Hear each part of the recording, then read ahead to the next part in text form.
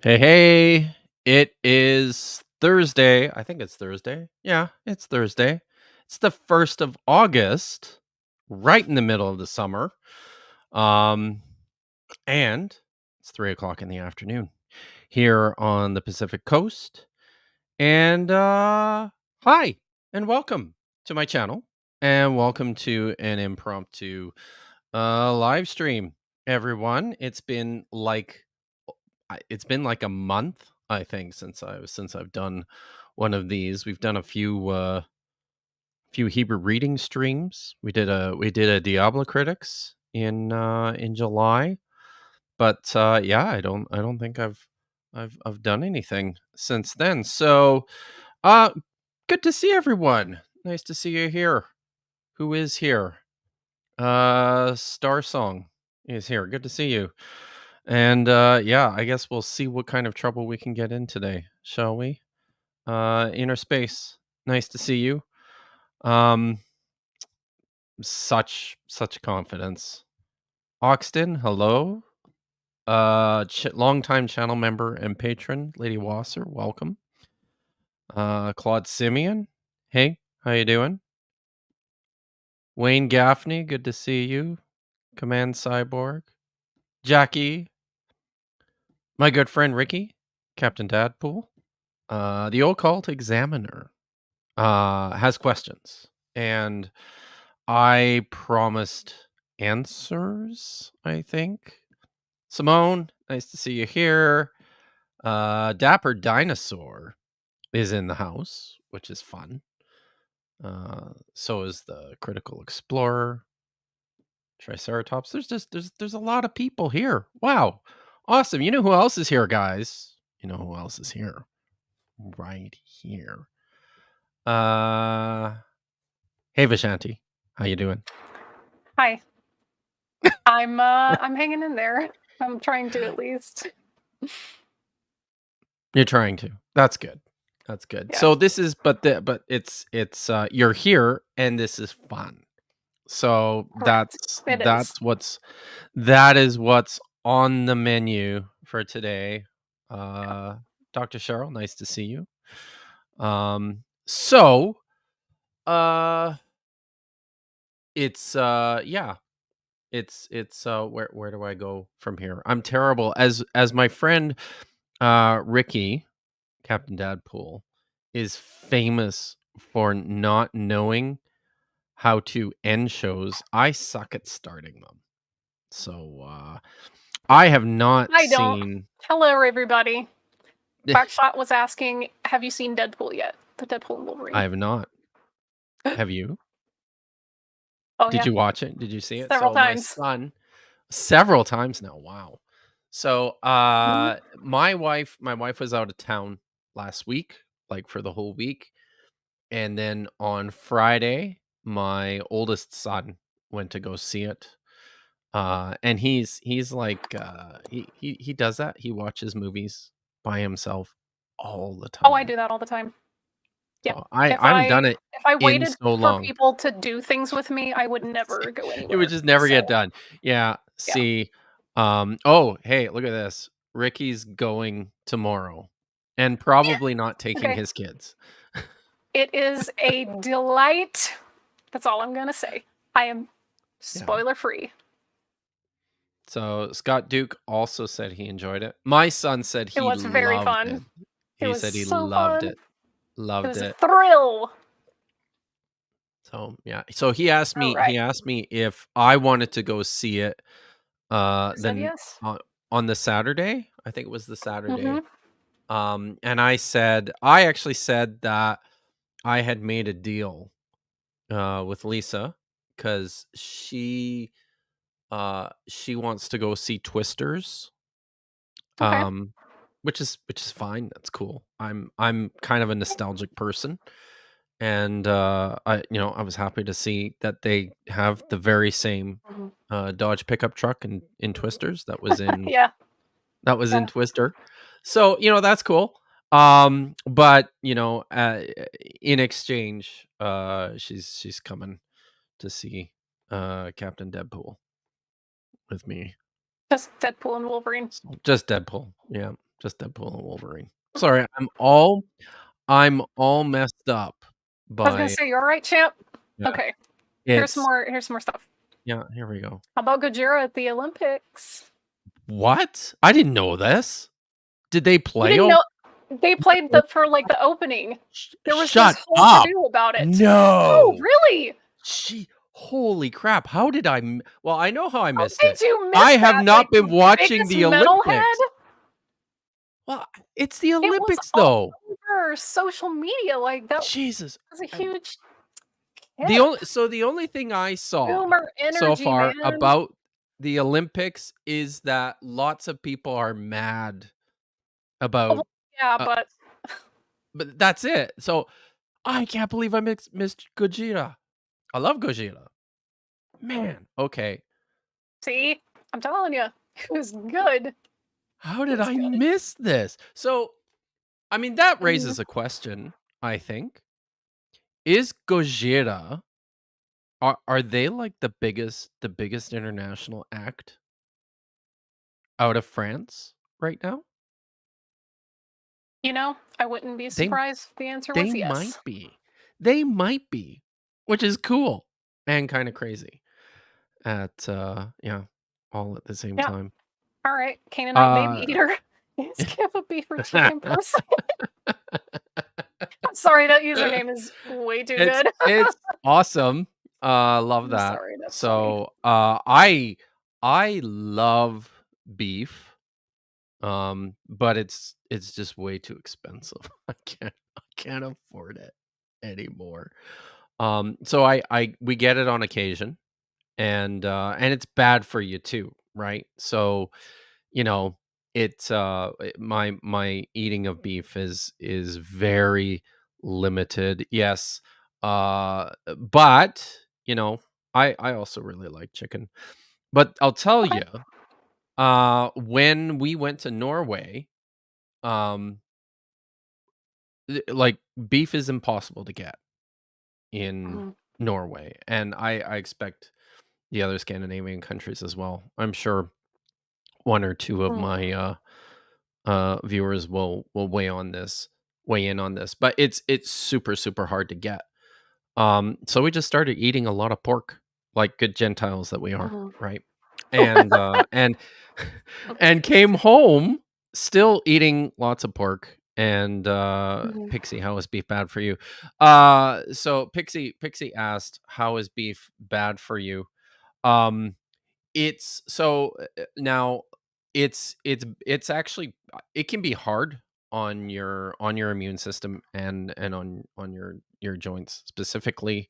And I know this from experience. My wife has rheumatoid arthritis, Mhm. and she has to be very careful about eating beef because whenever she eats it, she just like flares up and turns into a a painful balloon, a painful pincushion. So, So, boring turtle is just letting you yeah. know. So, Look it yeah, up. thank you, boring turtle. You know exactly what I'm doing as soon as this is over. Oh, look at the time. Time to go, everyone. And we're done. No, I promise. I'll be good. I can wait. You can eat moose and caribou. I've had moose. I've never had caribou. I don't think I've had caribou. Yeah, all those moose farms in Quebec. That's true. Moose All is right. okay. So it's but I I don't know. I still admire prefer anyone who's brave enough to take one on because those are take homicide on. tanks. Oh, yes, they are. They Mhm. certainly are. So yeah.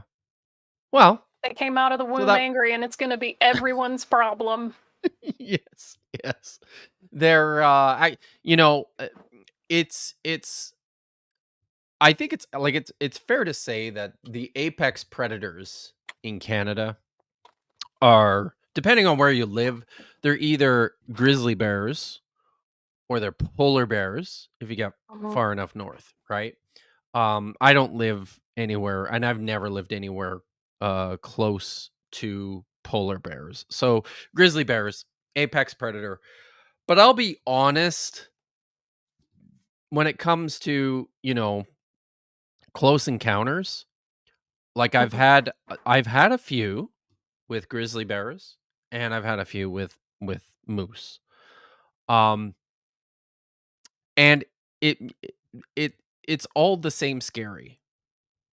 It really is. Grizzly bears are like apex predators in terms of, you know, I guess the weaponry, but my god, a moose? Listen, It we can safely tell you that moose and orcas have fought before. That's the kind of reality that the moose wants us to live in. All right? I'm yes. just saying. They're full of And hate. no, Mhm. Simone, I am an atheist when it comes to the hockey gods. Um, Well, obviously, because your team didn't win, they must have gotten defeated by the other gods from the other al team. always. So, and my team never wins. That's, uh, Maybe you're that's just not just sacrificing enough, I don't know, pucks, hockey Canaanite kids, what? babies. Canaanite Uh, babies? What do Canadian hockey so gods, like, accept as what do they offerings? accept? But and maybe this is part of the problem is, the hockey gods, as the most capricious of all deities, just don't their expectations remain a complete mystery. So nobody No knows prophets, no what the diviners, hell, nothing? nothing, no, and nobody knows what they want. They You send no can't messengers, communicate, no no signs? messengers, you can't communicate with them. They How do they just even do. expect you to worship them? Alright. You can't blame me for being a hockey god atheist, right? What have they ever done for you? Right? They have done nothing, Well, nothing there for you me go. ever. Okay, So here's another I'll be honest. semi-related question. Okay. Much Letterkenny? Not often, I'm afraid. Okay. I don't. And part of that is because I am a humorless person.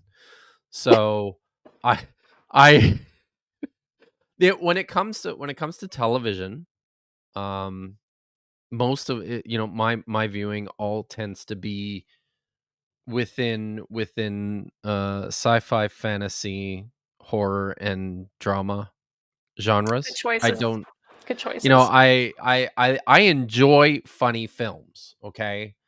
Um, but, like, I just don't end up watching them that often. Same with funny Mhm. television, to the point that, like, you know, the kind of funny television that I watched most currently was, like, Robot Chicken. So, Okay. Alright. I that was a gotcha. long time ago. So it Remind me just to yeah. send you, a photo of my friends from, one of the past Dragon Cons. They did every Letterkenny cast member. Oh, Costume group, it was so nice. good. Yeah. That's awesome. Alright. So, hockey Hockey gods gods ask ask for for teeth. teeth. Leave them on the Leave 'em ice on in the a ice in a pool pool of of blood. blood. Yes, Hockey gods have been mad at the Leafs for a while, apparently. the longest of times, um, is Hockey where the games where shit the started going Tooth Fairy goes when she has a bad when year. she has a bad year. So, yeah, so the pr Team beef's expensive. Price Canaanite babies is hey, outrageous. by the way, I'm so happy to see Reconstructed Bible here. Um, do you know this channel, Vishanti? No. I just Hi. guys, I just found Reconstructed Bible. And the Reconstructed Bible, I think Michael is his name, does some pretty great videos, um, exploring the big thing that he explores in his videos, happens to be propaganda in the Oh. biblical literature, which is right up my alley, right? Like this is a Hmm. predominant theme in the book that I'm Yep. currently working on. And he's got some pretty interesting stuff over at his channel. So Reconstructed Bible, I'm super happy to see you here.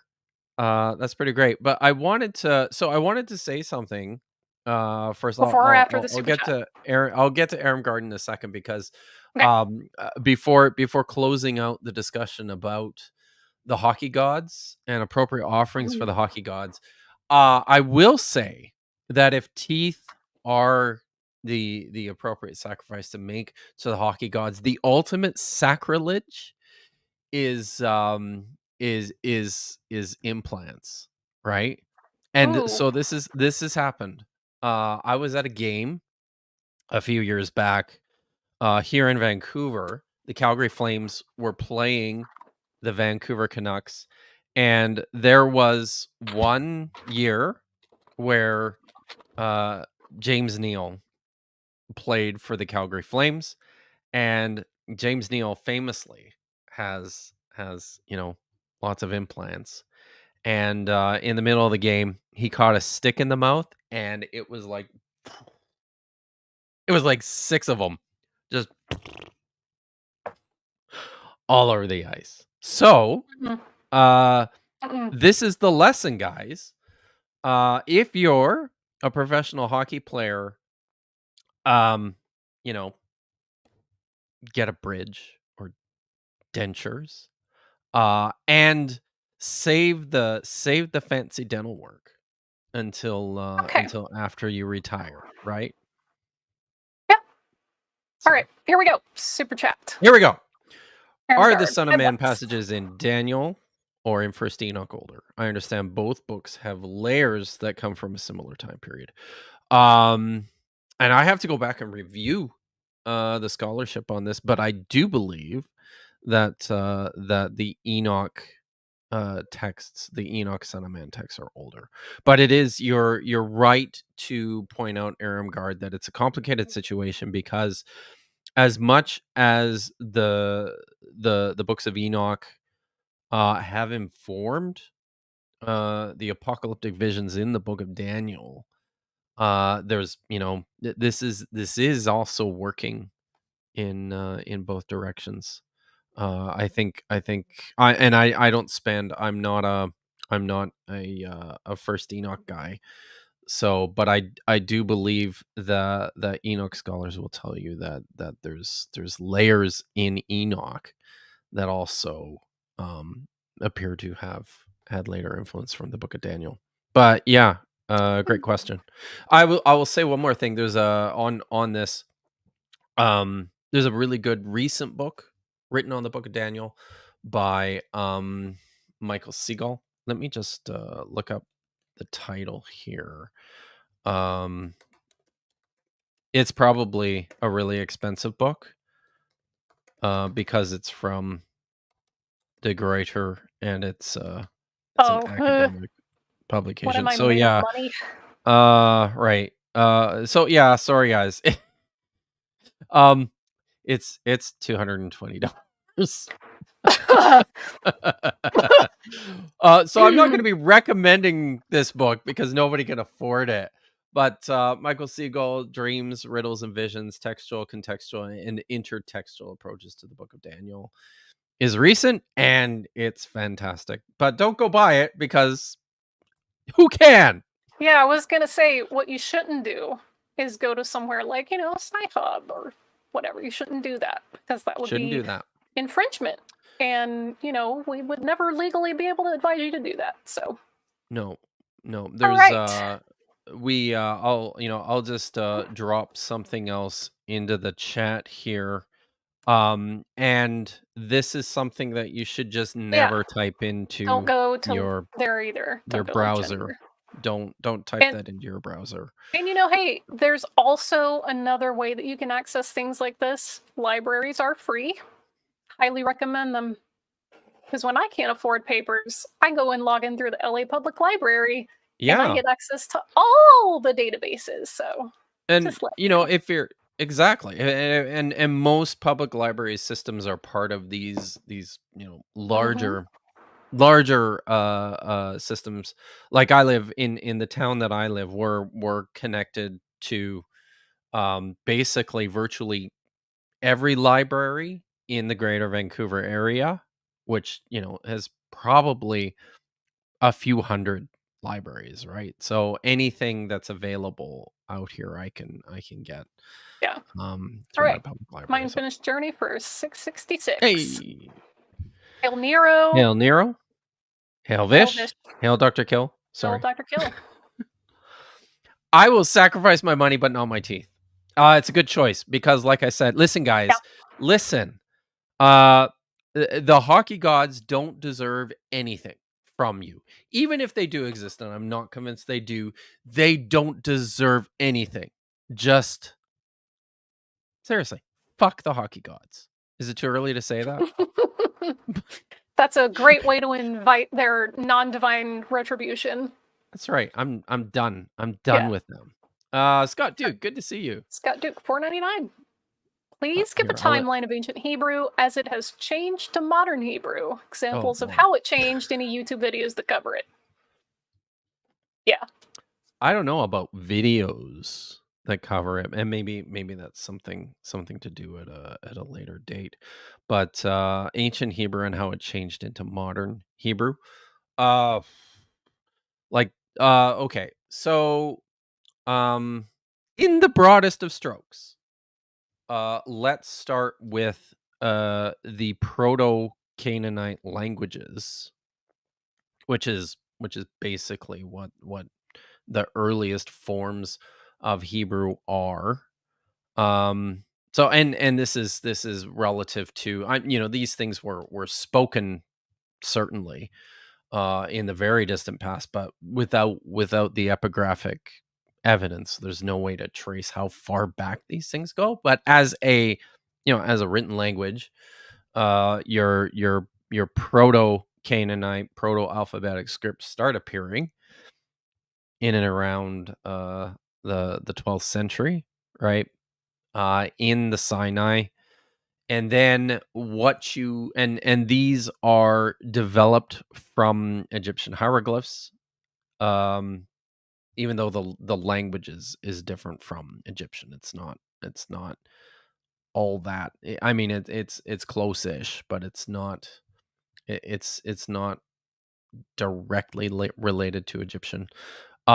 So and then in the early Iron Age, so from the 1000s through to about the 8 9 700s BCE, you have the emergence of a variety of languages such as like Moabite, Philistine, Hebrew, um uh in the area, Edomite, uh and these are all very closely related, to the point that at a number of sites, when it comes or in terms of textual evidence, the only distinguishing feature really of a Hebrew text from a Moabite text is whether or not it mentions Yahweh, really, right?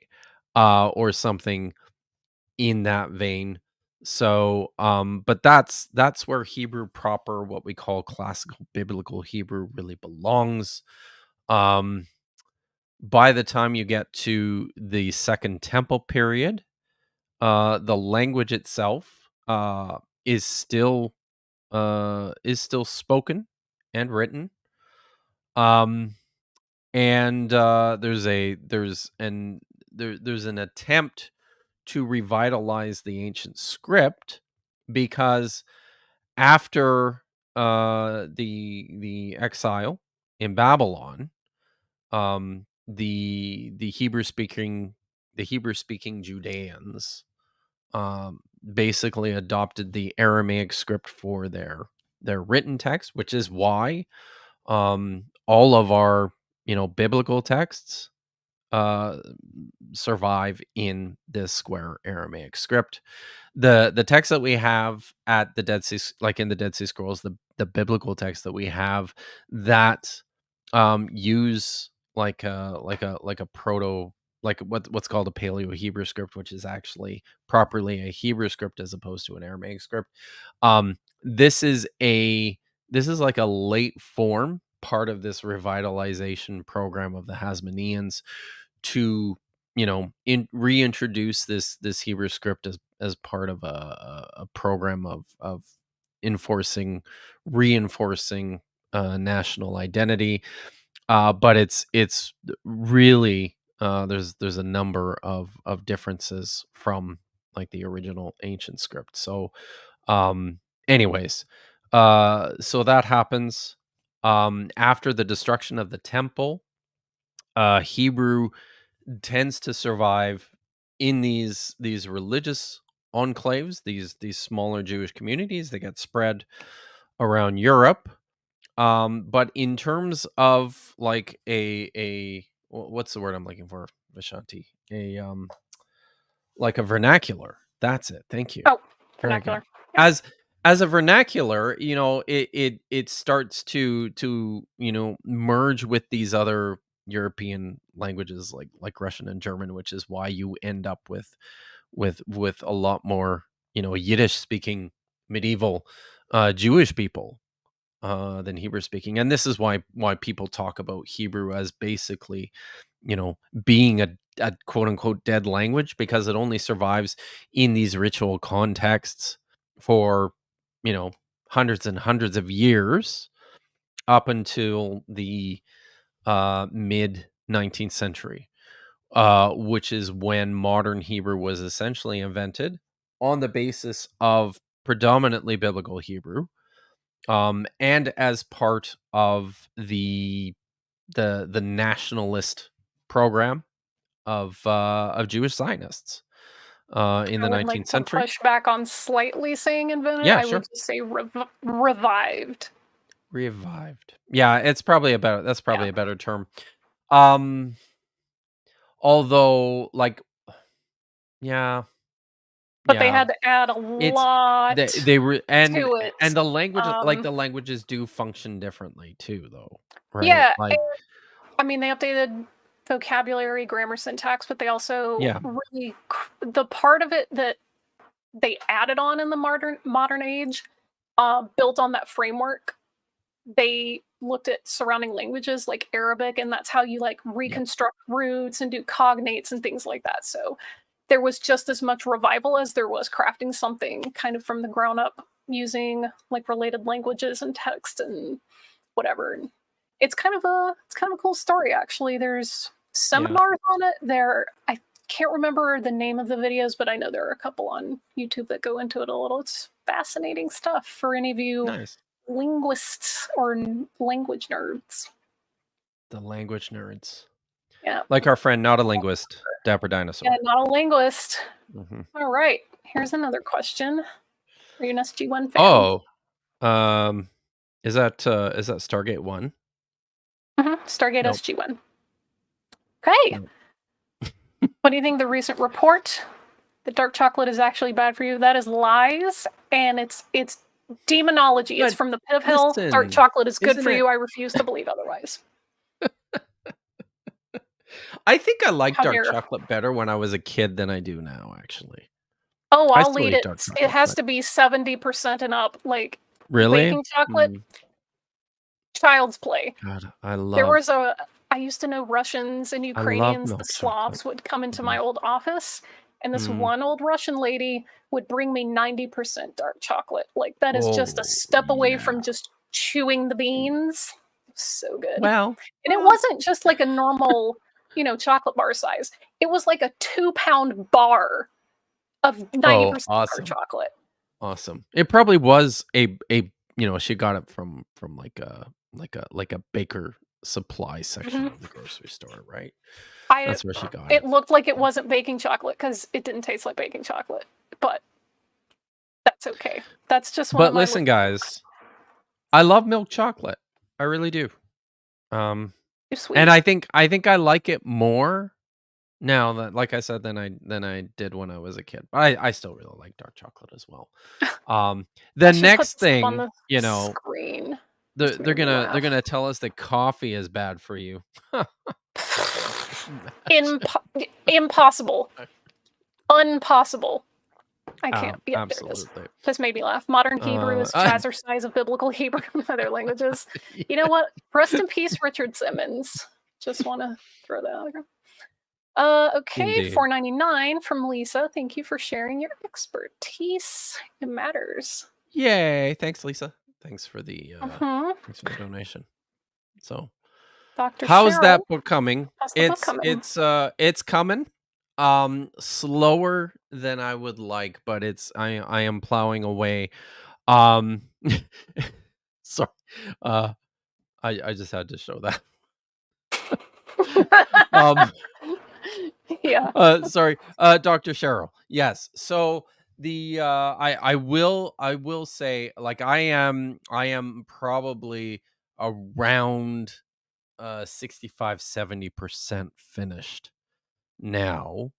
I'm getting to the really, really fun stuff. Like, there's a lot of fun stuff in there, but I am just getting to, like, the next chapter that I'm going to write is all about the monarchy, and the one of my favorite texts in the Bible, which is the succession narrative in 2 Samuel chapter 9 through 1 Kings chapter 2. It's pretty great. Sorry, did I say yeah, 2 Samuel chapter 9. Yeah, that's right. Okay. So but it is coming slowly. I can tell you it's going to be a huge book, and that's part of the reason why it's going as slowly as it is. I have written over 110,000 words so far. So it's going to be a big one. You said it's Reed Sea. R.E. Friedman argues it's indeed Red Sea. Tanakh refers to eastern arm of the Sea Gulf a lot as Yam Soup many times. Thoughts? So, I think. Whatever. Yeah. So my reading of that, I actually don't like.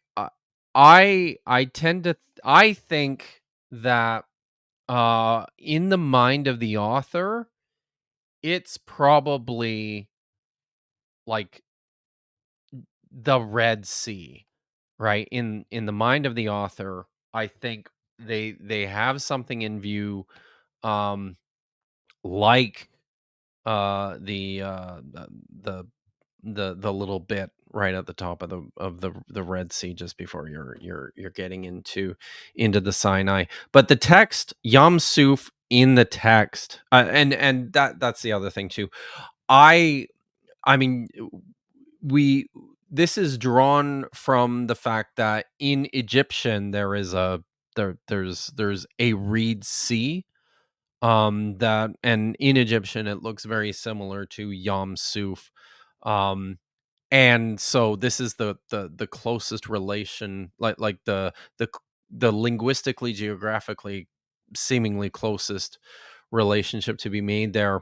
I tend to think that, as far as the image being projected within the text, it's better to read that as Yam Suf, more likely something like Yam Sof, or the sea, the last sea, or the end sea. um I take this as more of a cosmological picture of the sea, really, as like the edge, the edge of the cosmos, which is something that plays a part in this cosmic battle between Yahweh and the forces of Tehom and Yam, the sea. You know, and this is all, we see all this in Exodus 15, the song of the sea, which is one of our oldest Hebrew Bible texts. So, yeah, all that to say, I have often said Reed Sea. I actually prefer just saying Yam Suf, because that's how it appears in the text, and we're not clear on, what exactly that is. But I'll just say again, I think it's originally a more cosmological kind of picture. And then the confusion develops as later groups try to tie this to history and geography. I think that makes for a wonderful midrash, just saying. Mm. And that's amazing. I hadn't thought about it in relation to the Tahom before, like the abyss or Mm. the deep. I had not thought of it in that term before. Like, This is in the so book, Vishanti. love it. So, Simone says, uh, speaking of sages, Ibn Ezra oh, brings that castigates the people for thinking it's the Atlantic. So because that's the final that's the C. final Yeah. C. See, Yeah. yeah, I think that's probably where it begins, right? Mhm. So, um, yeah. Well, listen, I actually I had pulled up a video to watch today because I like watching YouTube videos. Um and this one, if you wanna pull up the Twitter, not Okay. the video just yet, the tweet first, and I'll kind of set this up. So I got this. I was tagged in this tweet a few days ago from Atheism Actually, asking me to take a look at this video called Three Ways to Find Jesus in the Old Testament. Which I thought, yeah, that looks kind of fun. So I took a look at it, and I thought, for today, um, it'd be cool. It'd be chill just to watch a little bit of this. Um, we'll see how far we get. I will have some things to say. The presenter's name is Joel Sedekase. He's from something called the Think Institute. I expect this is just a ministry that he's set up himself. He's done some graduate level training in seminary in like biblical studies and apologetics. I think. Oh, come on. You're not joining the mailing list? Man, I grew up in the 90s. Yeah. Pop ups send me into a rage like you wouldn't believe. But honestly, Vish, they I, probably they probably just spit that right back at you because you're a woman. I His just look, the Thinking Institute is very much about Christian men. oh, yes, of course. Well, look, that's just the icing on the cake. Any website that has a pop up, I just immediately close the tab. I don't care how badly I needed to use the website. I don't want pop ups. I don't want to join your No, mailing list. I don't want a no, 15% goodness. off coupon for my first order. Terms may apply. Don't care. Show me the There you website. go. Yeah. Here, here. So, anyways, Joel Sedekase is from the Thinking Institute. Or sorry, the Think Institute, not Yeah, the not Thinking thinking. Institute. Probably So, important distinction. um, why don't we watch a little bit of this and see what he has Okay. to say? If Jesus is really God and the Bible is about God and the Bible is divided up into Old and New Testaments, then why don't we see Jesus in the Old Testament? That's the question. Oh, hey, pause it I for a hate second. you. And Vishanti, I gotta ask you a question here.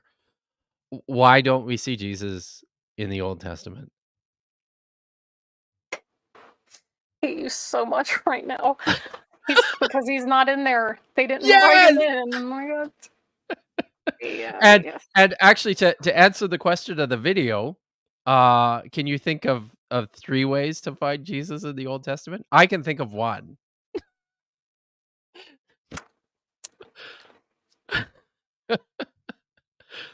Uh, maybe can you think of 3? I can't think of many more than 1. Uh, Because they want him but to be in there. It's part yeah, of if their listen, theological thing, foundation. here's the way to find Jesus in the Old Testament, guys, Put him there. is to put him in there. That's it. That's it. So, there you go. Uh, Okay. All right. we could have All saved right. you a lot of time, Joel. There's one way. We did Um, this in 11 seconds. I don't know why he needs 27 minutes. yes.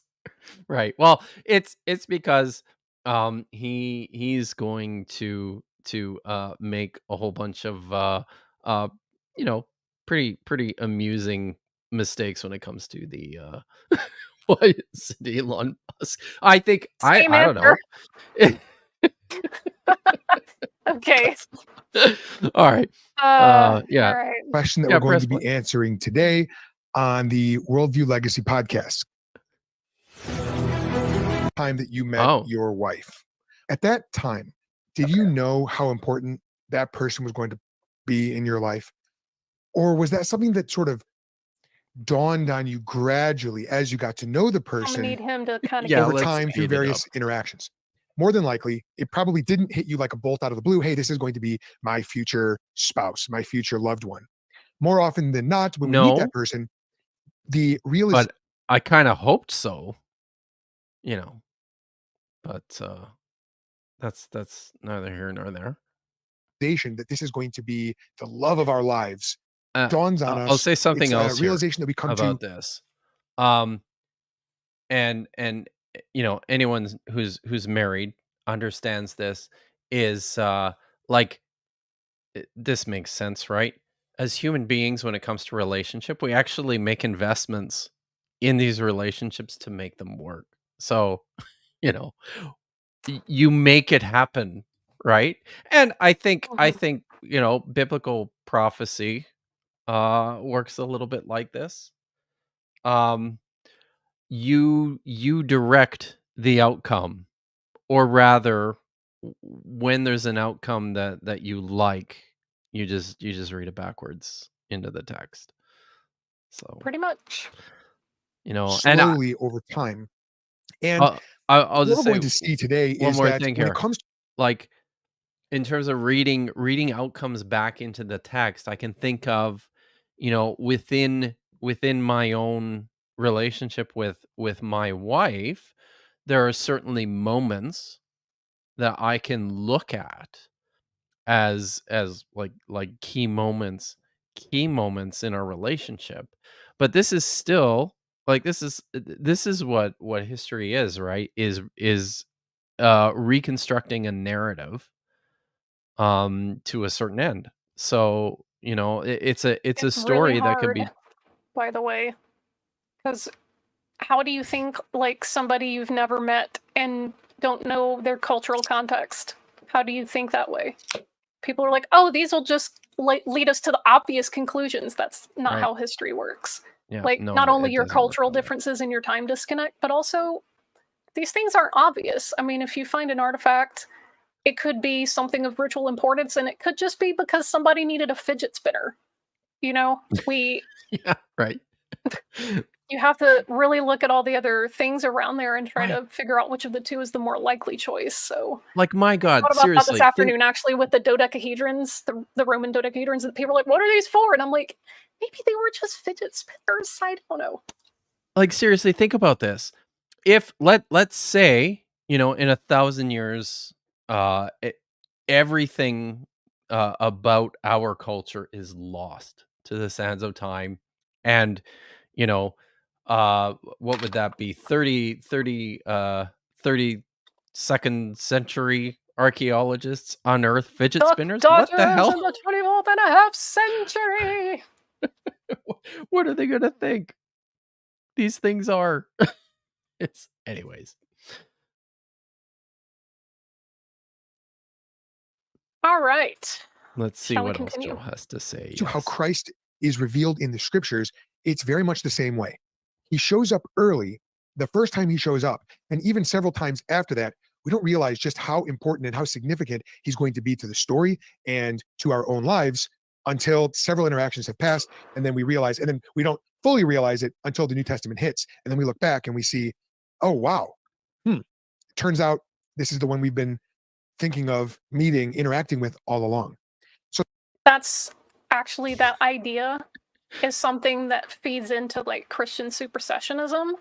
A lot of Christians just think of Judaism as diet Christianity. Like, oh, this is just Right? it's Christianity without the Yeah. Jesus part.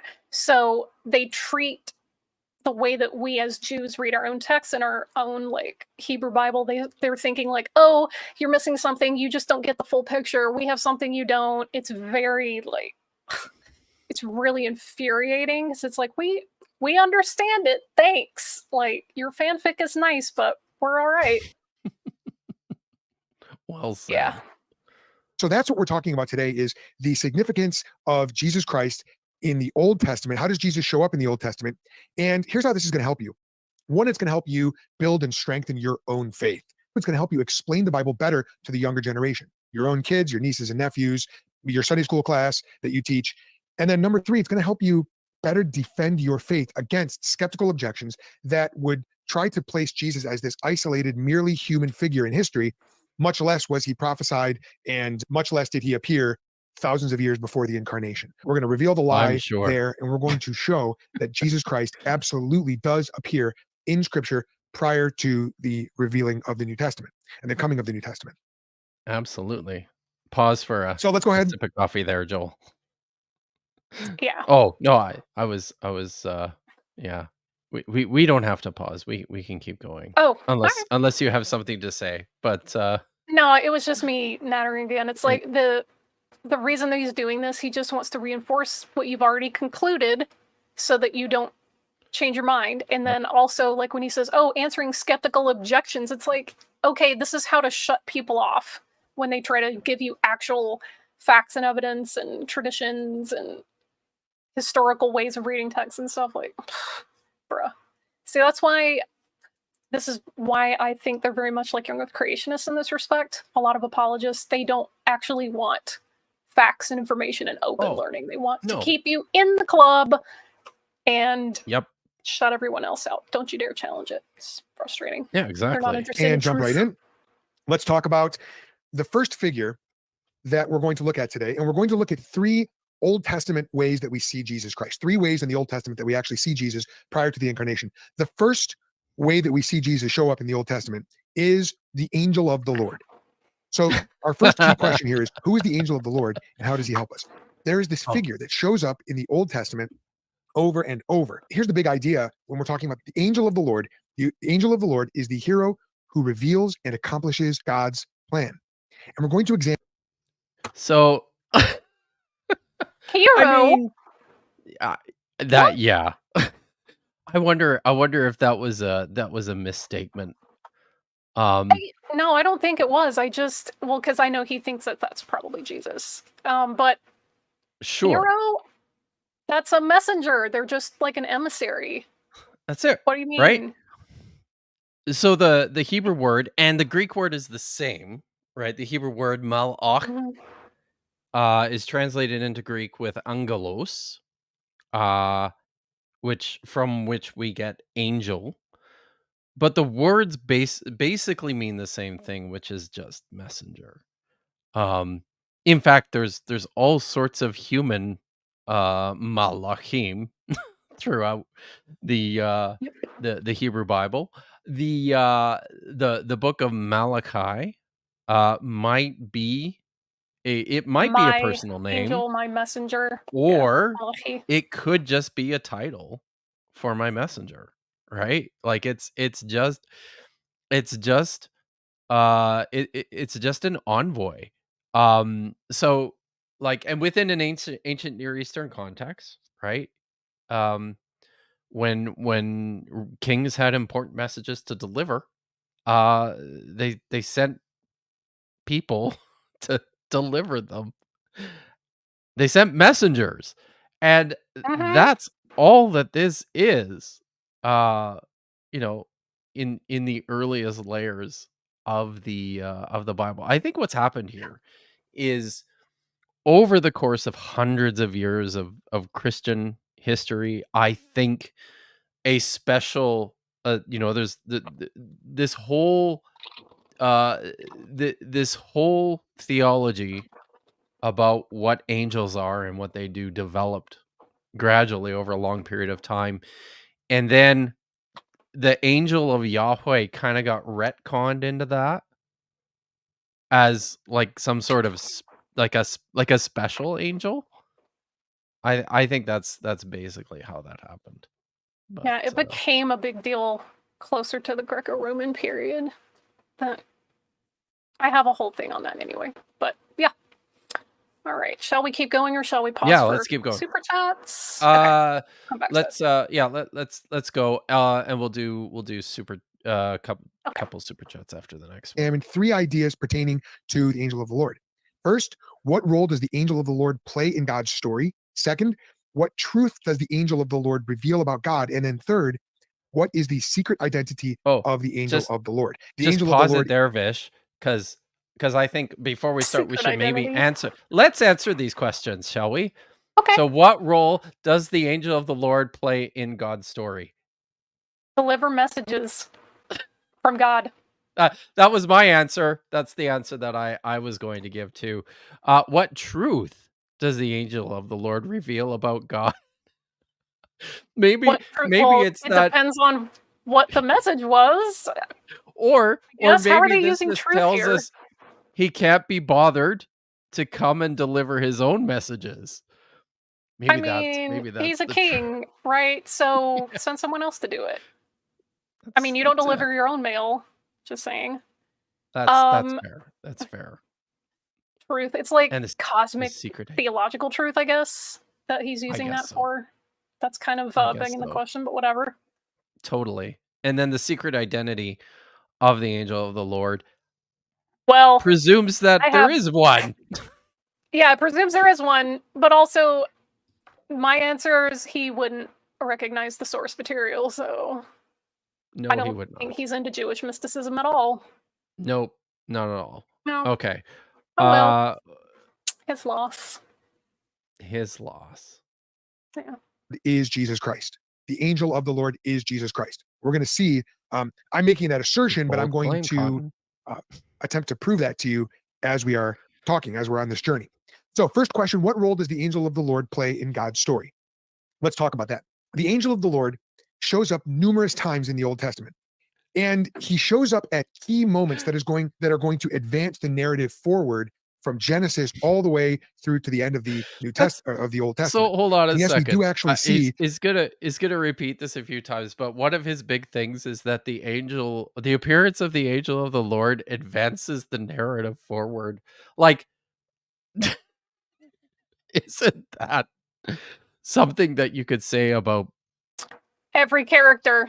Pretty much in the story. Just saying, that's kind of how they function in the story. That's how characters work. If you've told a good story, hopefully your characters are advancing the narrative. Yeah, I mean, they teach you that in pretty much any writing school. No fluff, man. Trim it, get to the point. Push this thing along. Right. It's a frustration for me as an actor, though. Just gotta say. Mm. Okay. Let's see. The angel of the Lord in the first book of the Bible, Genesis. The first time that he shows up is in Genesis chapter 16. In Genesis chapter 16, we read about someone named Hagar. Hagar was the slave woman of Abraham's wife, whose name was Sarah. Their names previously were Abram and Sarai. And Sarai had a slave woman, a servant who lived with them in their home. For a sec, Vish. So we're gonna now. I need you guys, maybe even just back it up like 5 seconds. But we're gonna get into this. This is, I think, maybe my favorite part of this video is what he does with this story. And we'll take a look at it. So he's going to tell the story of Sarah and Hagar from Genesis chapter 16. But I want people, as he tells the story here, he'll tell the story and then we'll look at it. But listen carefully to how he tells this story. Okay. All right. And then when we look at it, it, on this later. This is going to be fun, guys. This is going to be fun. Listen carefully to how he tells this story of Sarah and Hagar. Their names previously were Abram and Sarai. And Sarai had a slave woman, a servant who lived with them in their home. Her name was Hagar. And Hagar was put in a really precarious situation. God had promised Abram and Sarai that they would have offspring and that the entire world would be blessed through their offspring. That turned out to be a prophecy about Jesus Christ. But time goes by and Abram does not have a son. Sarai does not have a son. And so they begin to doubt God's plan. And Sarai essentially takes God's plan into her own hands and gives Hagar to Abram so that together Abram and Hagar would have a child. And that is exactly what happens. Their child's name was Ishmael. And Ishmael is born into the household of Abram. And a lot of trouble results from that. We won't go into all the. We're just going to do casual Islamophobia, aren't we? Oh, wow. I Oh, love this yeah, already. Wow. Also, have you ever, just because I need a palate cleanser from that, Okay. have you ever heard that there's like a rabbinic idea that Hagar is like riffing on Hagar, the stranger? And so Hagar from Egypt is like the stranger from Egypt, and it's riffing like on that. that whole idea. Yeah, That's pretty cool. that one's a free little nugget there for you. Sweet. Better textual interpretation than this guy, I'll tell you what. I agree. Yeah, the trouble that resulted from that. But suffice it to say that Sarai, or as she's later known, Sarah, becomes very jealous of Hagar, as of course you would expect, and jealous of Ishmael. And so Sarai, or Sarah, banishes Hagar from their home, and Hagar takes her young son Ishmael, and they essentially go out to the desert to die. They expect that they're going to die. And there is this mysterious figure. Well, she does. He's not that old, but yeah. That appears to them, who tells her where she can find water and actually pronounces a blessing, a prophetic blessing over the life of her son Ishmael. And that figure that shows up is called the angel of the Lord. This is a key moment in history, moving the narrative. Let's pause this for a second. So, he's told this story, right? Sarah and Abraham are impatient about the fulfillment of God's promise, so she gives him her slave woman, which he then, importantly, corrects or clarifies to be a servant, right? And Hagar has a son. Sarah gets jealous, tells Abraham to send her away, and they go out to the desert to die, and they're encountered by the angel of the Lord. And remember, he's telling this story from Genesis chapter 16. And there's a lot of problems with this. Maybe before we get into this, let's look at some super chats first. Okay. All right. Let me rewind. This one is off topic, but whatever. Which lesser known story would you like to see? Into a movie or miniseries? Which lesser known biblical story? There's one biblical story that I have for like ever had this secret fantasy of being made into a film, and that's a frank look at the Josianic reforms. So, because I think it's I think there's some shit going on there, guys. Yeah, that one's easy. I say that a lot when I read the Tanakh. Yeah, right. Watch it in there. All right, Ben Vaughn for 10. Wow. Thanks for the $10. Yeah. In a previous video, you made a comment about collecting material culture being problematic, like coins and relics. As I'm a longtime ancient coin collector, should I stop or reconsider? Yeah. So it's now it's I think I don't I in terms of coins, maybe it's a little bit different because they tend to be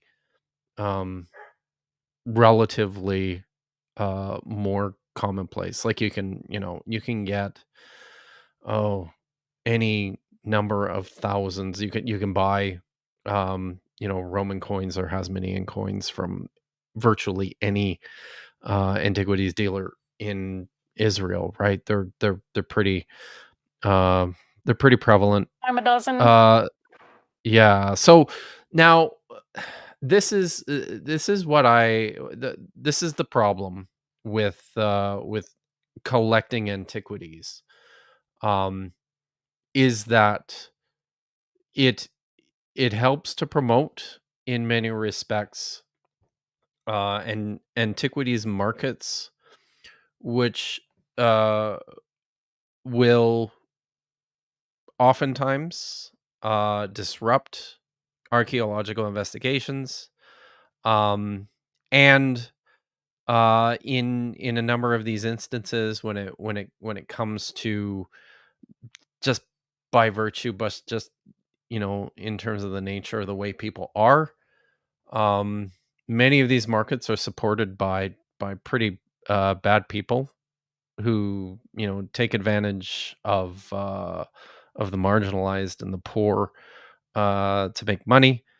So it's like that kind of stuff is super problematic. But I mean, I guess I would, in terms of coin collecting, I guess what I would say is just be, you know as certain and as careful as you can be with regards to the provenance of whatever it is that you want to buy.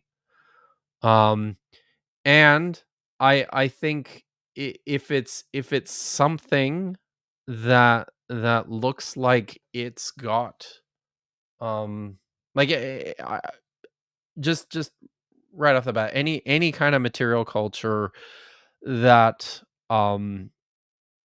has significant bearing on, our understanding, like single items, on our understanding of a particular site, or a particular people group, or a particular um element, that, that I would say that those are the sorts of things that we should avoid trying to own.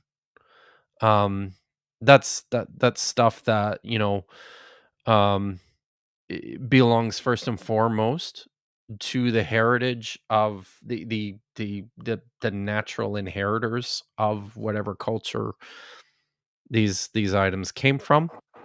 Um, so, and then secondarily to the public, in terms of the value that it provides to Yeah, um our body of knowledge. like So it's you just have to be really careful. I was at Harvard back in the early spring, and some of their, I guess, artifacts from Native American tribes that had lived in the area, and some of them still do. Some of those displays were empty because they had repatriated those artifacts, things like clothing or art, instruments, sometimes like weapons, and they had little signs up talking about it. So those things are a really big piece of their history, especially if it was someone famous that interacted with American history, like a famous chieftain or whatnot. But I was really impressed that they had such a concerted effort to repatriate things when asked. So my kind of weird take on it is, because we live in an age with so many skilled costumers, prop makers, and the 3D printers are just ubiquitous. You can get one for like 99 bucks these days. You can reproduce to very like small detail almost any artifact that's been found. And Oh like, yeah. yeah, it's not the actual object, but you would be able to display it without, kind of sitting on something that people would want to keep within their culture and their tradition. So Well, universities, libraries, whatever, I feel like that should be an option that they look into more, because you can reproduce them. They'll look almost exactly the same. The only thing missing is the sentiment, but it'll still be something that people can learn from. And yeah, yeah, yeah, some of this is happening already, right? Like, mhm. I have an Egyptologist friend at Berkeley, and she, some of the um uh like the great pieces uh from the National Egyptian Museum. She's basically developed a program for taking careful measurements, getting it scanned into a computer, and then, basically making public, like, you can go to Berkeley site and get basically the code to plug into your 3D printer to reproduce, this bust or this object, which is pretty sweet. But yeah, that's definitely something that Yeah. hopefully we see more of. We Yeah. got some more before we continue. Yep. All right. So we have Dapper Dinosaur. I must go soon, but my question is, because he's not a linguist, hey Caleb, what are your favorite language family or families besides Indo-European or Semitic, and why? What are my Not favorite a language linguist, families not being the besides charges. Indo-European or Semitic, and why? Um, While you're that's thinking a about it, that's mine's a Midwest Tekken, but I think he knows that. So good that's a good question. because I started learning I knowledge. was gonna say what is the name of the language family that Finnish belongs to?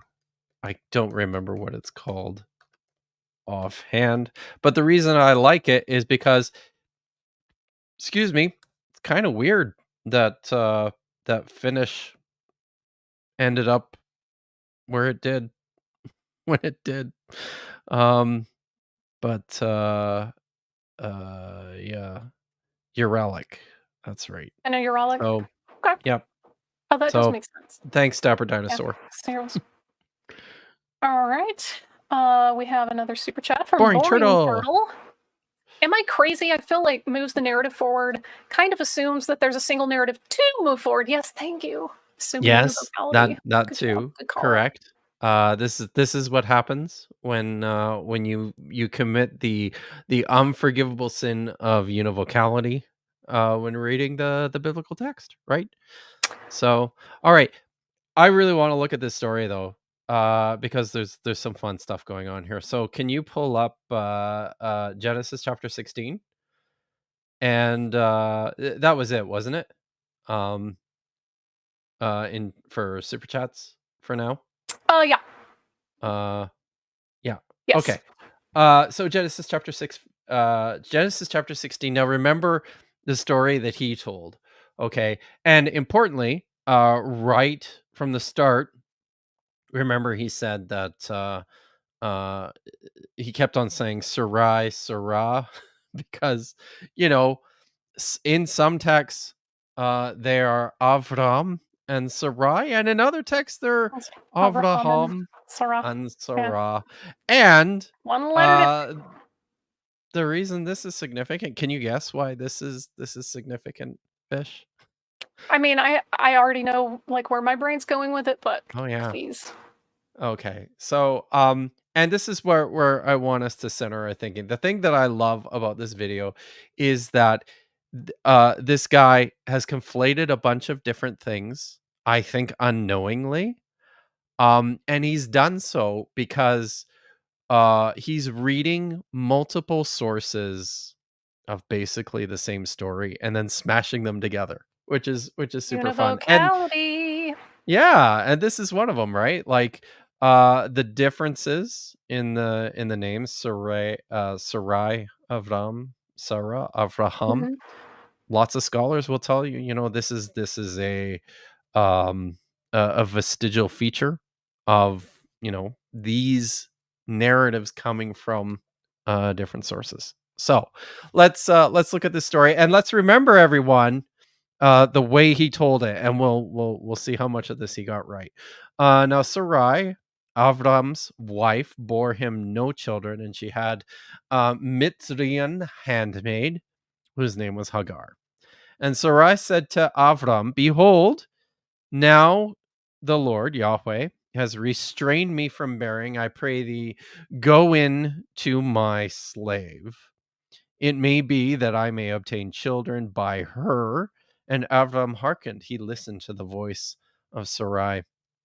And Sarai, Avram's wife, his woman, took Hagar, her maid, the Mitzrian, after Avram had dwelt 10 years in the land of Canaan, and gave her to her husband Avram for a wife. And he went into Hagar, and she conceived. And when she saw that she had conceived, her mistress was despised in her eyes. So, and Sarai said to Avram, My wrong be upon thee. I have given my maid into thy bosom, and when she saw that she had conceived, I was despised in her eyes. Yahweh judged between me and you. But Avram said to Sarai, behold, your maid is in your hand. Do to her as it pleases you. And when Sarai dealt harshly with her, she fled from her face. Do you see some differences here in terms of Mm-hmm. how he Just told this a story? few. Yeah. Yeah. So You see what I'm there's talking about definitely though there with Hagar and Hagar? oh yeah, for sure. So Yeah, for just good people who stuff. and Abraham, Abram Abraham is very often called a ger in his Mm-hmm. in his travels, right? So just so everyone else sees what Vishanti's getting at, the name is Hagar. That's how you pronounce it for Hagar. And it's formed by these three letters: the Hey, the Gimel, and the Resh. Hagar is the definite article hey with ger. It's the same letters, hey, gimel, resh, and it Yeah, you wouldn't means see it with the the the vowels, so sojourner. Yeah, yeah. and without the vowels, they're identical, right? So It's a little it's wiggly. it's a neat feature. I like that. That's pretty cool.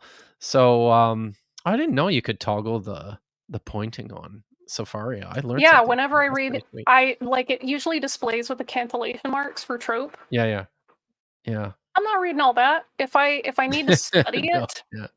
like I'll just put the vowels down if I'm trying to practice something, then I'll turn them off. But yeah, there you go.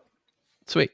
Cool. All right. Yeah. So, first of all, um, I want to point out here something that he said was that um, Sarah got jealous of Hagar, and then he said, "What did he say happened as a result of that?" Oh, I know, Matthew K. It's terrible of me reading from the Hebrew, but as we all know, it's because my Greek is just not that good. Right? So do you remember what he Yeah. said about what happened when Sarah got jealous? Uh Hey, she's your problem. yeah, It's and up to then you. and then he said that Sarai had her sent away.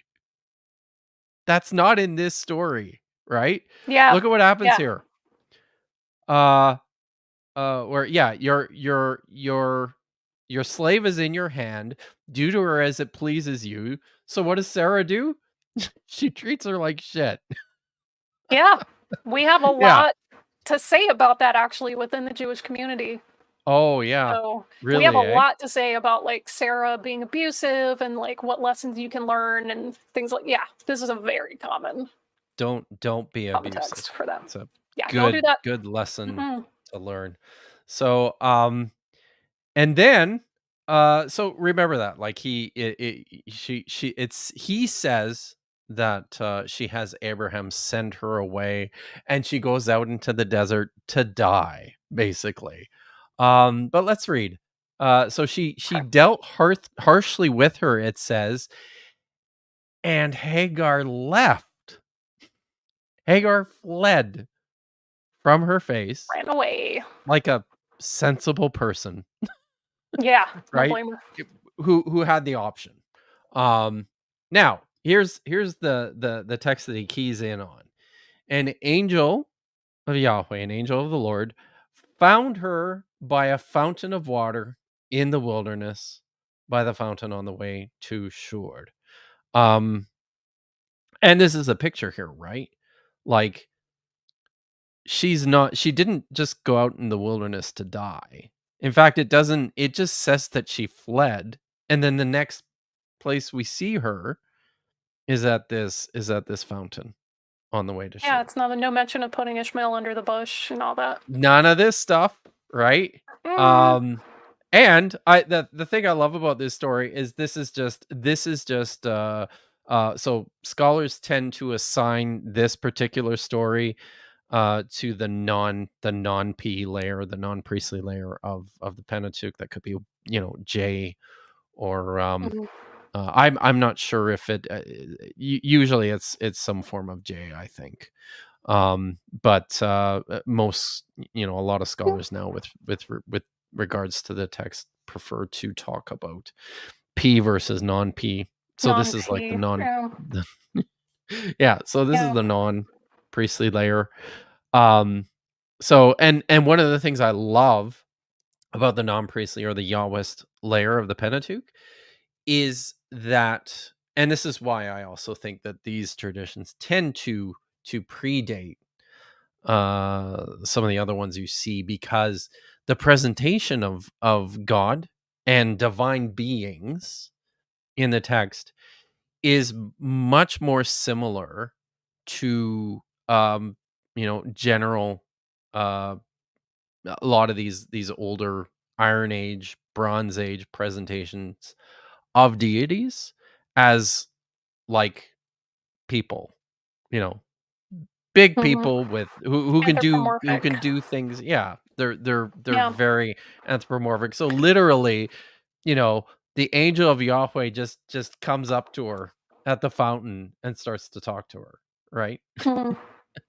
Yeah. So I mean, and also there's the whole thing in like textual criticism where usually stories that have less details in them and are a little more succinct, I guess, those tend to be the earlier ones, and they tend to like develop and expand over time. So this one having that's a true little too. less meat on the bones is probably an indicator that it's earlier, which makes me lean towards the lowest. And then just like Yeah, somebody probably tried to tweak it a little later, but then the other one is almost certainly Yahwist, like for real. yeah. Because well, I don't know, and it could go either way though. Well, I just no, put an I mean, asterisk on that there's because a I know the couple. naming Yeah, conventions is like anyway. We'll get there. Sure. they're not consistent. Like, that's one of the problems here, right? In attempting to really zero in and Yeah. narrow your sources, they're not consistent. And there's elements in the other one. We'll get to the other one, which is in Genesis chapter 21. But there's elements in that story that we tend to associate more with a priestly writer or an Elohist too, as compared to Mm. this one, right? So it's like, Yeah.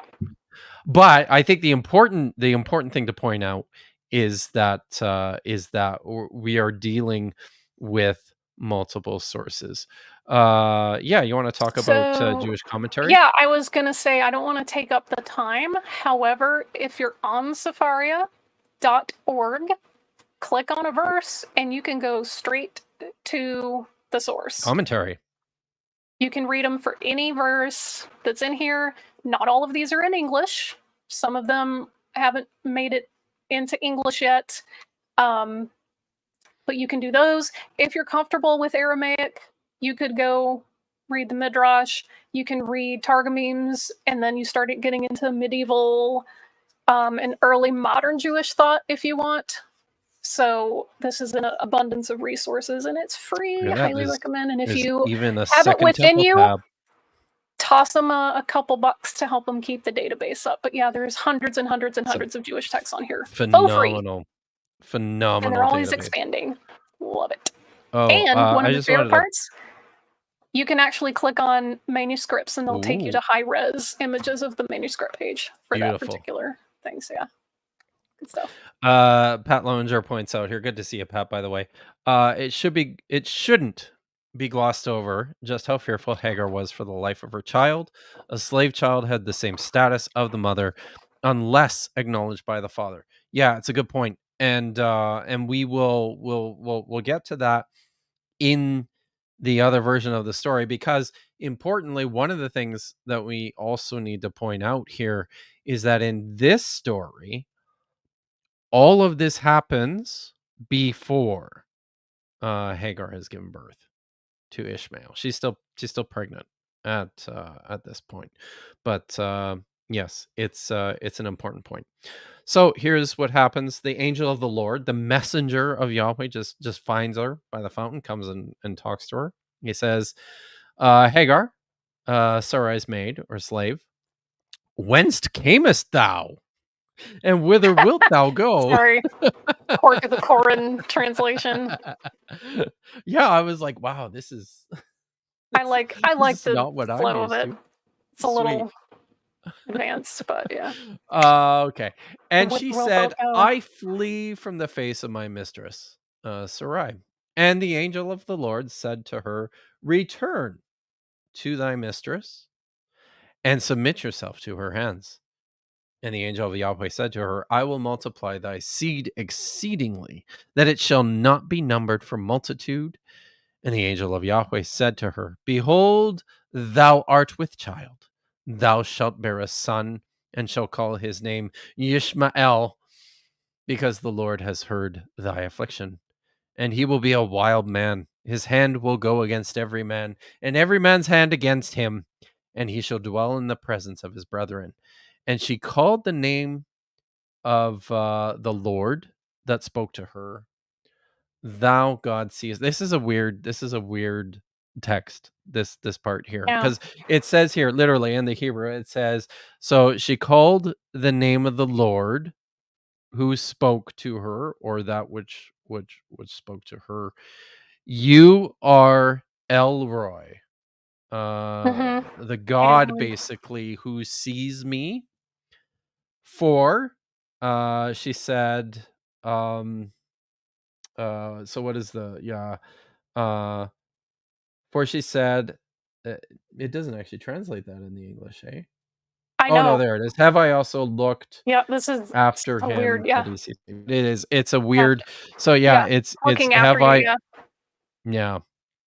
Mhm. So it's anyways, it's I yeah, always get really excited when like turns of phrase end up in English that were back in like ancient Hebrew, like looking after somebody. oh yeah. That's something that's survived. I always find those kinds of things really So cool. And listen, I'll say also, this for other those thing. of you in the Go audience ahead. who don't read Hebrew, Yeah. the thing you miss when you read it in the original language is you miss puns like this. So Yeah.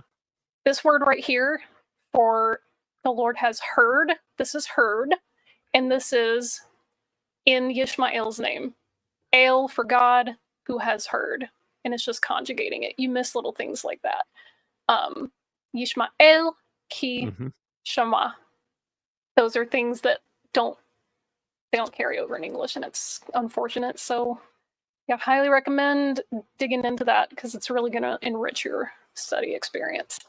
It's fun. Indeed. Thanks for pointing that out. Mhm. So, and then let's just finish up here. Therefore, the well was called Be'er Lahairoi. Behold, it is between Kadesh and Bered. And Hagar bore Avram a son, and Avram called his name, whom Hagar bore, Yishmael.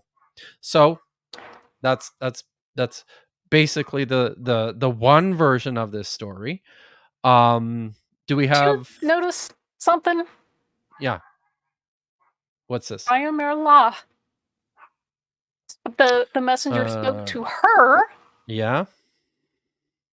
Hagar bore Avram a son, and Avram called his name whom Hagar Yes. bore. Ishmael, where was he the whole time? Should go back I and know. tell him? It's a miracle. Details.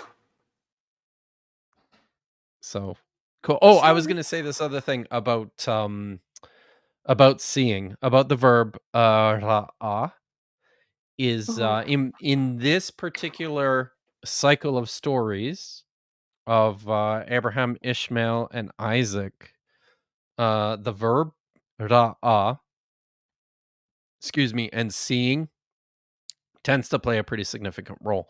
For example, in the Adonai Yireh. sorry? Adonai Yireh. Like he sees, or Yeah. Jehovah Jireh, like the Southern Yes. Baptists used to That's say. right. That's right. Mhm.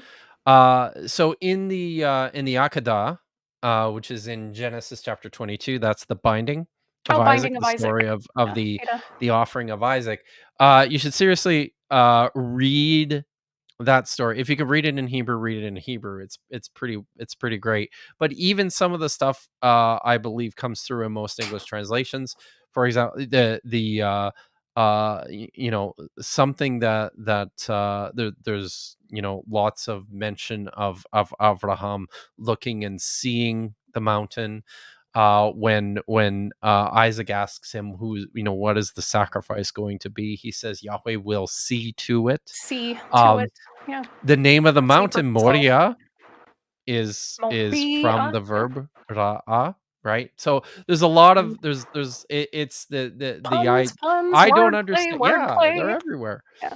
But and I haven't fully worked through all this, but this idea, this is deliberate in this cycle of stories. The seeing element is really significant. But That the for audience didn't think we've been inviting him into the orchard today. If you know, you know. Sorry. I said, I don't. yeah, like 3 people in the audience, they'll get it. Okay, thanks. But let's look at the other version of this story in Genesis chapter 21, because this is fun. It's fun, right, everyone? We're having fun, I think it's fun. right? Yes. Okay. Are you not entertained? Yes. Okay. Oh wow, we just lost 3 viewers as soon as I said okay. Guess they weren't. All right. Okay. So this is I think we can so Sarah has Isaac is born to Sarah. We can scroll down a little bit.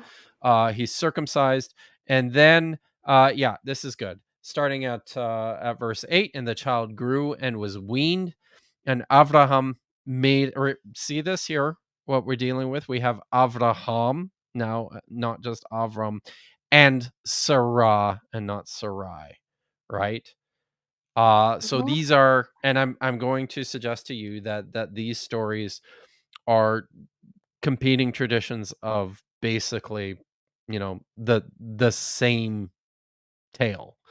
So Avraham made a great feast on the same day that Yitzchok was weaned. And Sarah saw the son of Hagar, the Mitzrian, whom she had borne to Avraham, mocking, or could just be laughing. Yeah. Right? And he's a kid too. Like he's a little kid. It's something that kids do. Yet another pun. Right. Yitzhak. Yeah. Same thing here. Yes. Tzahek. It means to Mitzvahek. laugh. So Yep. And then he was also named that because when God's like, hey, you're gonna have a kid Sarah at like laughed. 90, she went and that's And what you name your kid. I love the ridiculous. text there. The text there. That's Genesis chapter it's chapter 17 or 18, I think. Yeah, it's the divine visitors who came to meet with Abraham, and they tell him that Sarah's super old and she's going to have a kid. Yeah. And she laughs, and they overheard her, and they're like one way of them over there, and says, they hear it, and they're like, yeah. Why are you laughing? And one of them says, this is my favorite part of that story. One of them says, why did you laugh? And she says, I didn't laugh. And that's the end of it. Like, that's just it. Why did you laugh? I did it. Yes. Moving on. That's the thing. So there's so much funny shit in here, and people just skip it because they're so used to just dry reading it. I'm like, have some fun with it. P.S. There's a person in the chat, Hebrew Hammer. That is one of my favorite movies. It is so freaking hysterical. Highly recommend it. If you want to watch a movie about a Jewish shaft that saves Hanukkah from the evil, like, I think he's nephew of Santa, it's really funny. So amazing. Funny. That sounds amazing. Yeah. Okay. So let's continue with this story. Okay, so she saw Ishmael, the son of Hagar, laughing, and so she said to Abraham, cast out this Get her out of here. Bondwoman, this slave, and her son, for the son of this slave shall not be heir with my son, with Yitzchok. So this is the story that he had in mind while he was narrating the other one about the angel of Yahweh, right? So the thing was very grievous in Avraham's eyes because of his son, not because of Hagar. Wow, it says he evil, does not like care. a super evil word, super evil thing. It's like, Yes. oh, that's like the hella Mm, the evil. hella evil. Yeah, So, hella bad. yep. Okay. Yeah. And God, notice here, Random Elohim Elohim. Yeah, said to not the Abraham, personal name. "Let it not be grievous in thy sight because of the lad." And here it's Na'ar, Na'ar, um, not Yaled. which is like a Or Ben. boy, Yeah. and because of your slave woman. In all that Sarah has said to you, hearken to her voice, for in Yitzchok shall thy seed be called. And also of the son of the bondwoman, I will make a nation, because he is thy seed. So Abraham rose up early in the morning and took bread and a bottle of water and gave it to Hagar, putting it on her shoulder and the child, and sent her away. She departed and wandered in the wilderness of Beersheba. Beersheba. So here is the wilderness Mm. element of the story. The water was spent in the bottle, and she cast the child literally through him under one of Yeet. the shrubs. Just tossed him. Yeet. And then she went and she sat down God. over against sorry. I Over can't against stop laughing. I'm him thinking a of the good way off. freaking the I empty know. can. This bitch empty. Yay! It's just her with a can. The bottle of water's empty, so yeet Ishmael. Fuck them kids. It's an Olympic God. sport. As it Toddler were a dogs. bow shot. Yeah. For she said, "Let me not see the death of the child." And she sat over against him and lifted up her voice and wept. And Elohim heard the voice of the boy. And here, notice it's the angel of Elohim called out to Hagar out of the sky. So remember in the last story, the angel of Yahweh just sauntered up to the well and struck up a conversation with Hagar. Here, the angel of Elohim is just, you know, yelling at her out of the sky. The angel of God called out to Hagar out of heaven and said to her, "What ails thee, Hagar? Fear not, for God, Elohim, has heard the voice of the boy where he is. Arise, lift up the lad, and hold him in thy hand, for I will make him a great nation." So he's little, right? Like, first of all, she's tossed him into a bush, and now he tells her to pick him up in your hand, grasp him, Scruff of the neck. with your hand. Yes, I will make him a great nation. And God, Elohim, opened her eyes, and she saw a well of water. And she went and filled the bottle with water and gave it to the lad to drink. And God was with the lad, and he grew, and he dwelt in the wilderness and became an archer, not a wild man. And he dwelt in the wilderness of Paran, and his mother took him a wife out of the land of Mitzrayim, which is Egypt, guys. Mitzrayim is Egypt. Mitzrayim. So notice in this version of the story, she never goes back, and neither does Ishmael. They just take off into the wilderness, and he becomes an archer. So yeah, this is fun, right? Like, I think it's hilarious that this guy attempting to make a point about Jesus in the Old Testament mixes up these two versions of the story, conflates them all. If he thinks the text is univocal, he can just smush them together however he wants. If they conflict, guess no, they so. don't. Shut up. But it's almost like I think the typical evangelical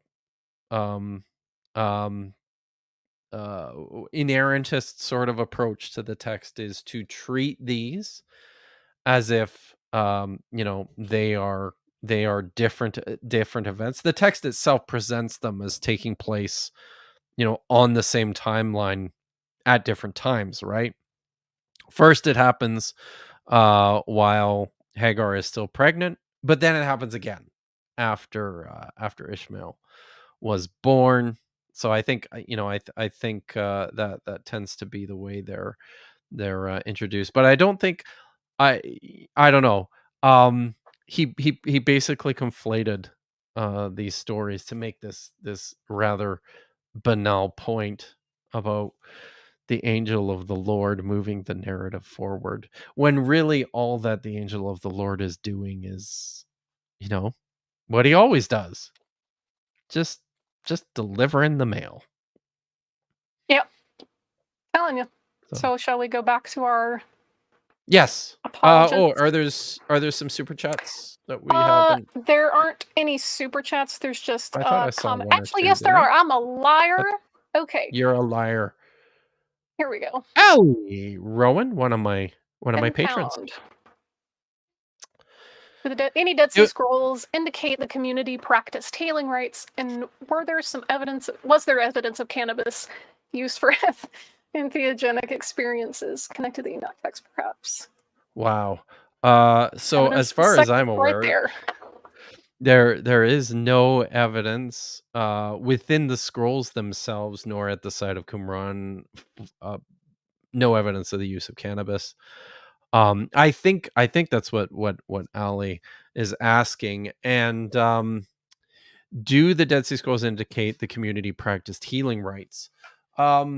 But yeah, but not in the way that you think. Like the scrolls, there are a couple of interesting texts.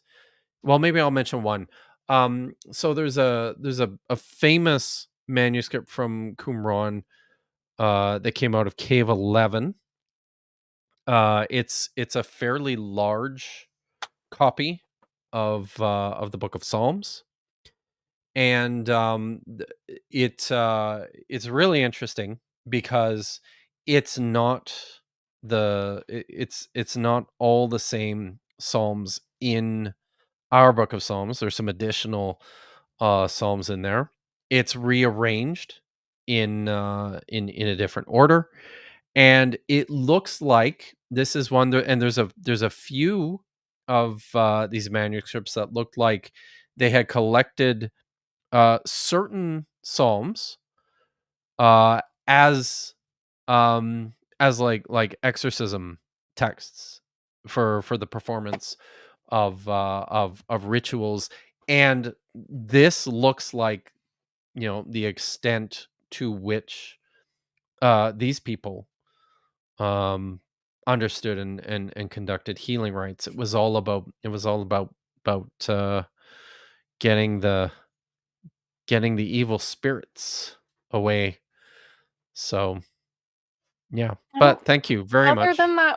Other than that one ritual site, I don't know if we have any other evidence of cannabinoids. I think that is the only one. I don't remember offhand where it is, but it is something that was used in looks like it was used in the incense mixture.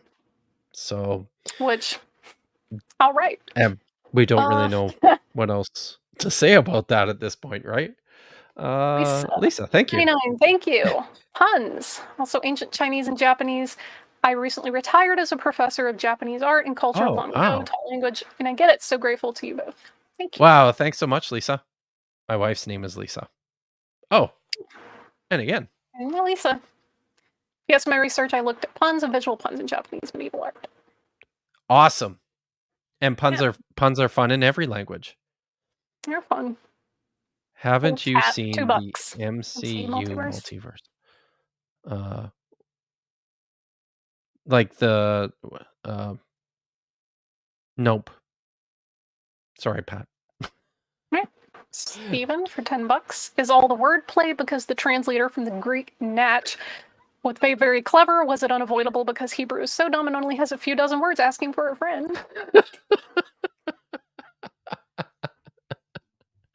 Thanks, Steven. That was all kinds of awesome. Yeah. I wanted to pick up you had uh this one from just to say hi Yeah. to Lachlan from Tablets and Temples. Were the authors of Shrek inspired by Balaam's donkey in the Book of Numbers? I think they had to have been, right? I'll allow it. I'll allow it. I certainly will.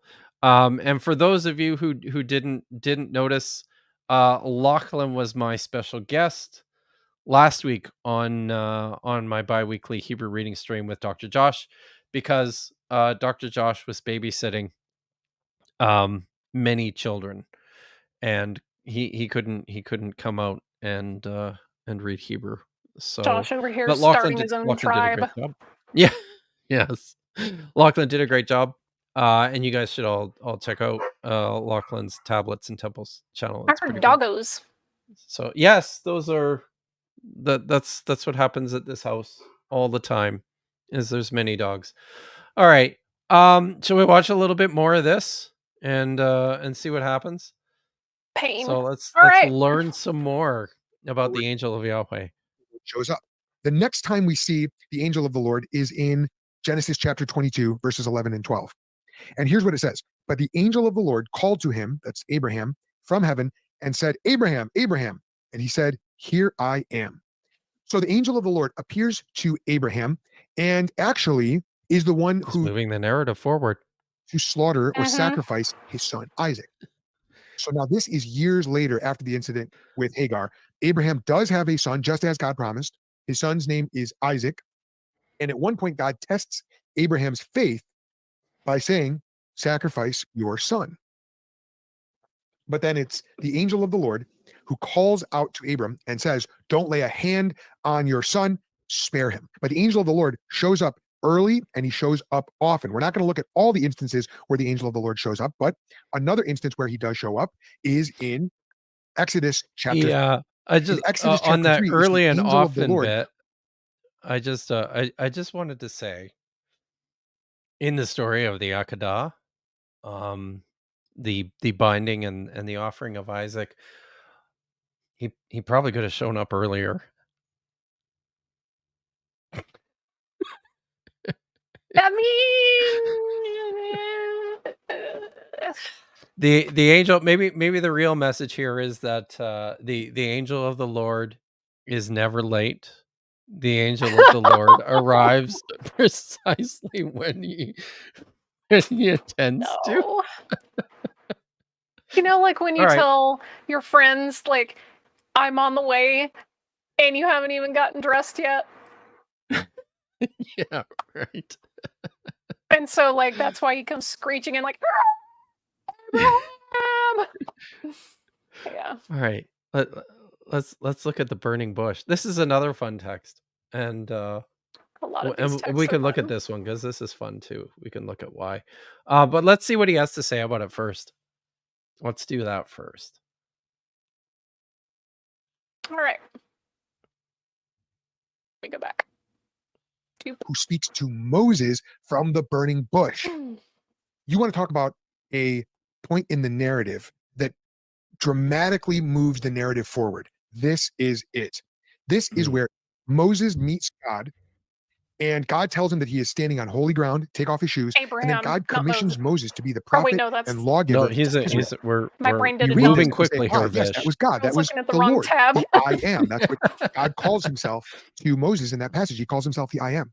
But the scripture tells us that it was actually the angel of the Lord who spoke Does it? out of that bush, out of that burning bush. So very interesting that we have the angel of the Lord who's there, who is speaking on behalf of God and even speaking as God. He is taking on the persona of God himself. So the angel of the Lord is this mysterious figure. He is very powerful. He is appearing. Okay. All right, now the next time Yeah, we see let's pause it there, and we'll see how much time we have to get into Gideon. But yeah, Exodus 3. Remember what he said. The angel of the Lord spoke to Moses. out of the burning bush. And this is a while, like, honestly, I'm pretty fascinated by Exodus chapter 3 just because, like, there's a lot going on in there in that in Yeah. the passage. But let's read it, shall we? Now Moshe kept the flock of Yitro, his father-in-law, the priest of Midian. And he led the flock far away into the desert and came to the mountain of God, to Horeb. So it's actually Vayavo El Har Ha Elohim. So this Mm, is the mountain of God, but no, with a definite Elohim. article. Yeah. Yeah. So this is which is kind of interesting, right? Like, one Mhm. of the things that we see, like, for those who don't read the Hebrew text, Elohim in Hebrew is ubiquitously translated as God. This is the designation for the God of Israel throughout the Hebrew Bible, but it's a plural word from Elah, which Elah means God, but it's the plural form. And there are instances where it appears and it actually does mean, more than one deity. Sometimes that's indicated by the appearance of the definite article, not always. And there's like there's this mixture of ways in which the word appears. But if you another way you could read this text is that Moses comes to the mountain of the gods, to Horeb, Mhm. which Yeah, that's a is legit reading. understandable for Mhm. this guy. Anyways, just wanted to point that out. And here it is in the next verse. And the Well, angel and of also, Yahweh. just Yeah. before you move on, clarifying for the audience that gods are region locked in this time period of human history. So if you wanted to inquire of them, you had certain access points that you could go to. Sometimes there were Very true. altars, you could kind of make one ad hoc, but frequently they were either on, in, or under mountains. You see that even with the Greeks as well, Olympus and whatnot. Yeah, So. you do. Yep. Okay. Okay. So the angel of Yahweh appeared to him in a flame of fire out of the midst of the bush. And he looked, this is Moses, looked, and behold, the bush burned with fire, but the bush was not consumed. And Moshe said, I will now turn aside and see this great sight, why the bush is not burned. And when Yahweh, the Lord, saw that he turned aside to see, God, Elohim, Elohim. called to him out of the midst of the bush and said, Moshe, Moshe. And he said, Hineni, here Yep. I am. So We who's talking right? to Is God Moses? talking? Is it the angel talking? The answer is yes. Also, a funny story Maybe. from our class in Hebrew with Dr. Josh is some of the words that are used in the Hebrew text don't really have an equivalent in English. Something like hine And is usually translated behold, and it's really not. The thing here, hineni, is another version of that. Like when he says, I'm here, it's like, I was trying to think of a way that I could remember how to use it properly, and I thought, well, this is just the ancient equivalent of Ayo. So, Ayo. Ayo. So, yeah, it's like Moshe, and so So Moshe said, yeah, Ayo, here I am, this chilling. is So, as so, yes, this you're absolutely right about this. Hene is one of these really it's either really annoying or really wonderful how mhm, flexible this word is. yeah. It's one of these really, really flexible words that goes in all sorts of different directions.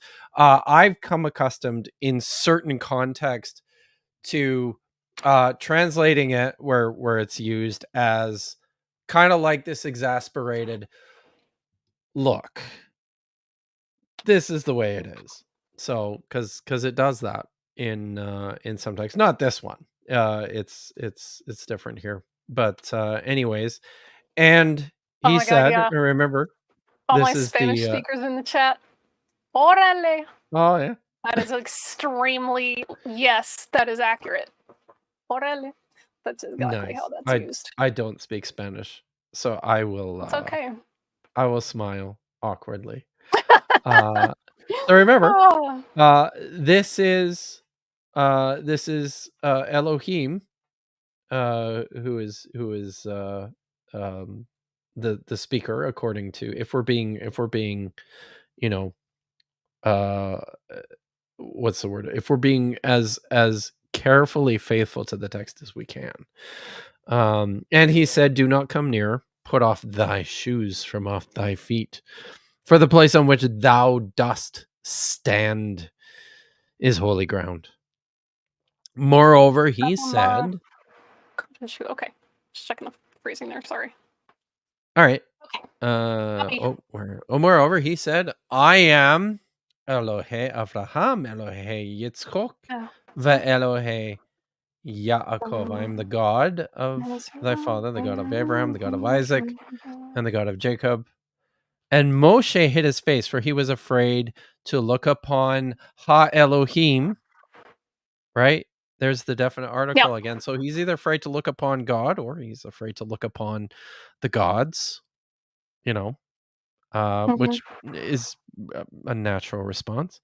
But now Yahweh said, "I've surely seen the affliction of my people who are in Mitzrayim, and have heard their cry by reason of their taskmasters, for I know their sorrows. I am come down to deliver them out of the hand of Mitzrayim and bring them up out of the land to a good land and a large, to a good land and a large." What is this translation? Yeah, this is to a little weird.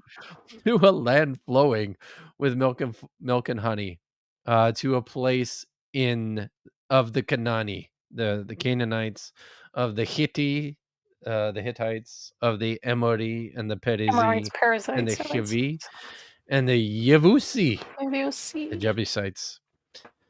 Now, also, therefore, I know this is a little clunky, but I mean, if you read, Al Eretz Tovah, Barahaba, El Eretz, I mean, it's not inaccurate, it's just clunky. Yeah. So, anyway. To the good, yeah. Okay. Big. It's true. Big and good. This is. Yeah. All right. I would have done that different. Now, therefore, whatever. The cry of the children of Israel has come to me, and I have seen the oppression with which Mitzrayim oppresses them. Come now, therefore, I will send thee to Paro, that thou mayest bring my Pharaoh, for those of you in the chat. There you go. That thou mayest bring my people, the children of Israel, out of Mitzrayim. And Moshe said to God, to Elohim, or Ha Elohim again with the definite article. Elohim, yeah. Who am I that I should go to Pharaoh and that I should bring the children of Israel out of Mitzrayim? And he said, certainly, Ki Ehya Imach. That's right. Certainly I will be with thee, and this shall be a token or a sign to thee that I have sent thee when thou hast brought the people out of Mitzrayim. You shall serve et ha Elohim, the gods or God, on this mountain. And Moshe said to God, to ha Elohim, behold, or look, when I come to the children of Israel and shall say to them, hey, yo, that's right. The God of your fathers has sent me to you, and they shall say to me, what is his name? What shall I say to them? And now it's just Elohim without the definite article. No ha Elohim. It's just Elohim said to Moshe, Ehya asher ehya. I am who I am, or I will be whom I will be.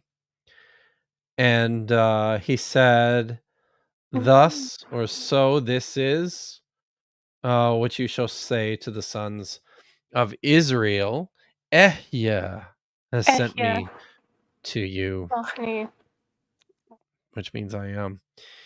And then God continued to say to Moses, so you shall say to the children or the sons of Israel, Yahweh, God of your fathers, God of Abraham, God of Isaac, and God of Jacob, has sent me to you. This is my name forever, and this is my memorial to all generations. So, a couple things.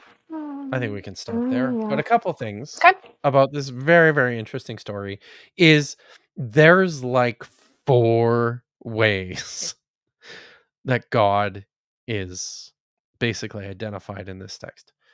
If we understand them all to be with reference to the same figure. There is the Malachi Adonai, the angel of Yahweh, right at the or angel of the Lord, right at the beginning, who appeared, and that's the only place that the Malachi Adonai is Right mentioned there in this text. initially. Just right there initially. Then it says that Ha Elohim, the gods, or the God, spoke to Moses. Then Yahweh speaks to Moses, and then Elohim, without the definite article, has a role to play in here. So I think that the author thinks that these are all the same deity.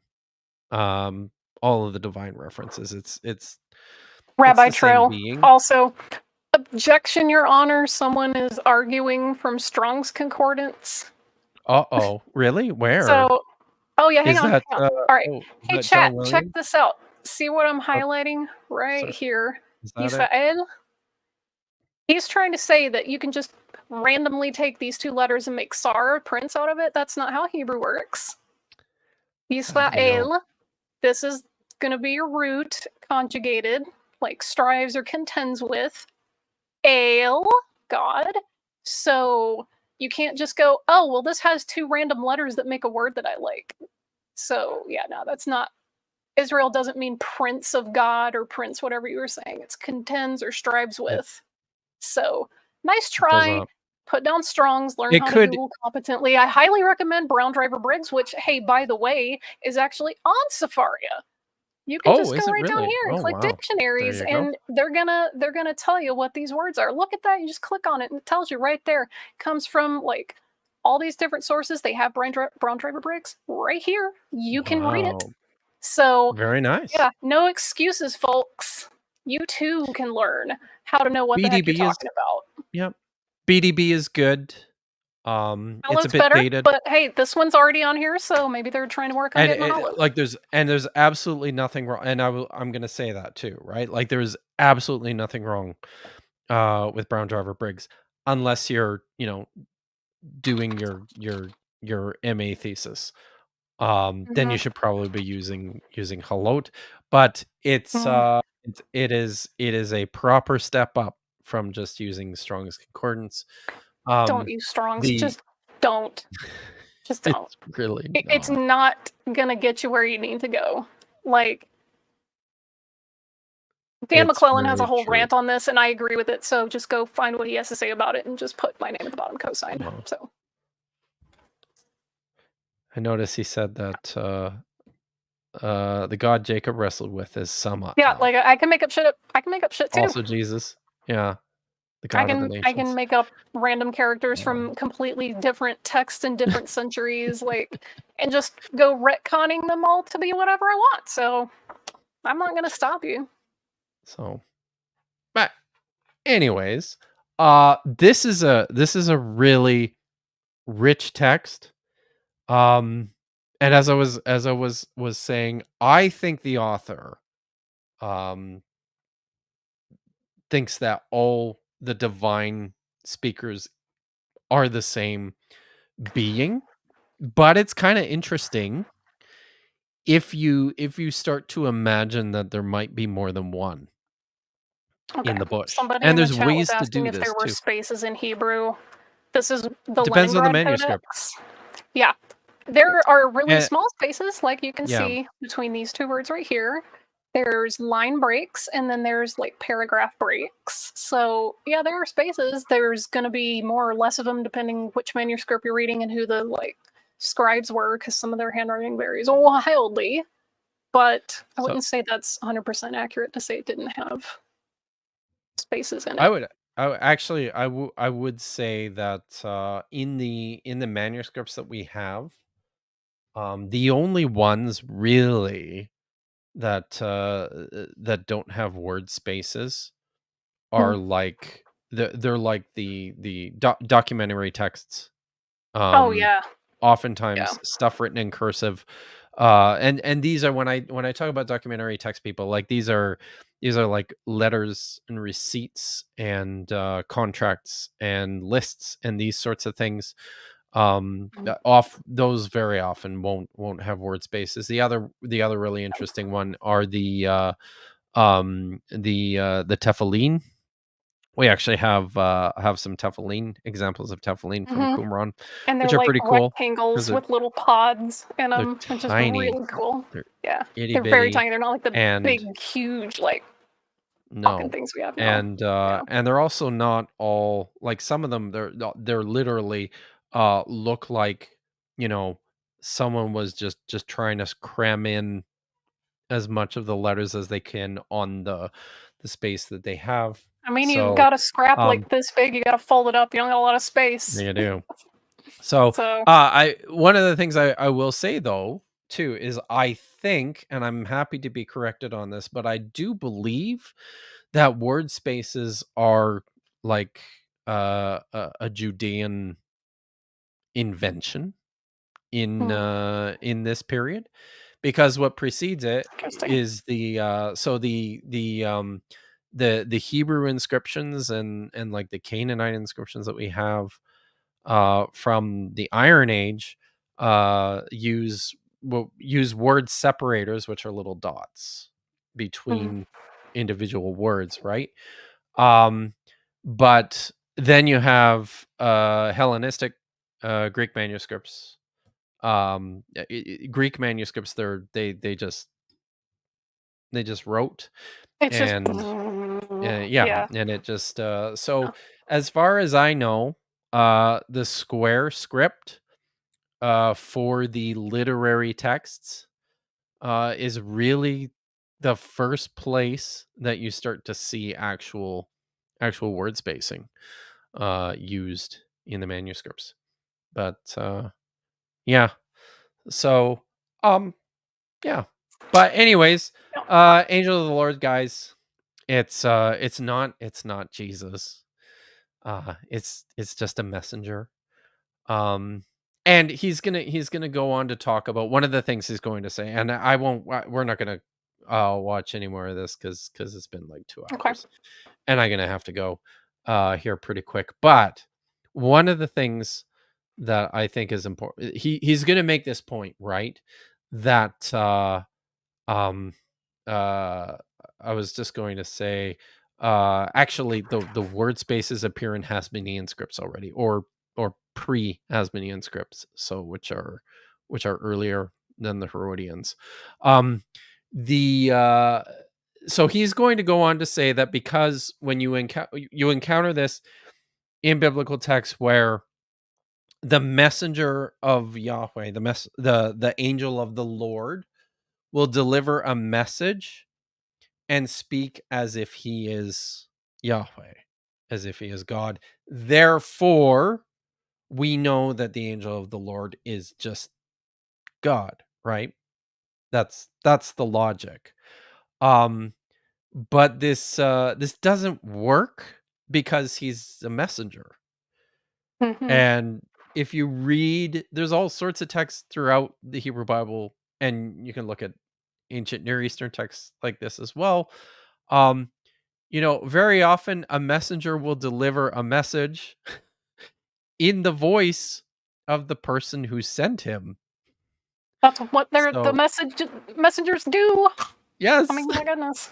yes, Also, John that Williams does. is complaining that I pulled up the Leningrad. I'm like, look, it was literally right here on Savaria by a click. If you want me to go and dig up older manuscripts to show whether or What's not he there were upset spaces, about? I could do that, but like literally it was right here. It's an example. It's not representative of every manuscript. So chill, calm your tits. Everyone's gonna be fine.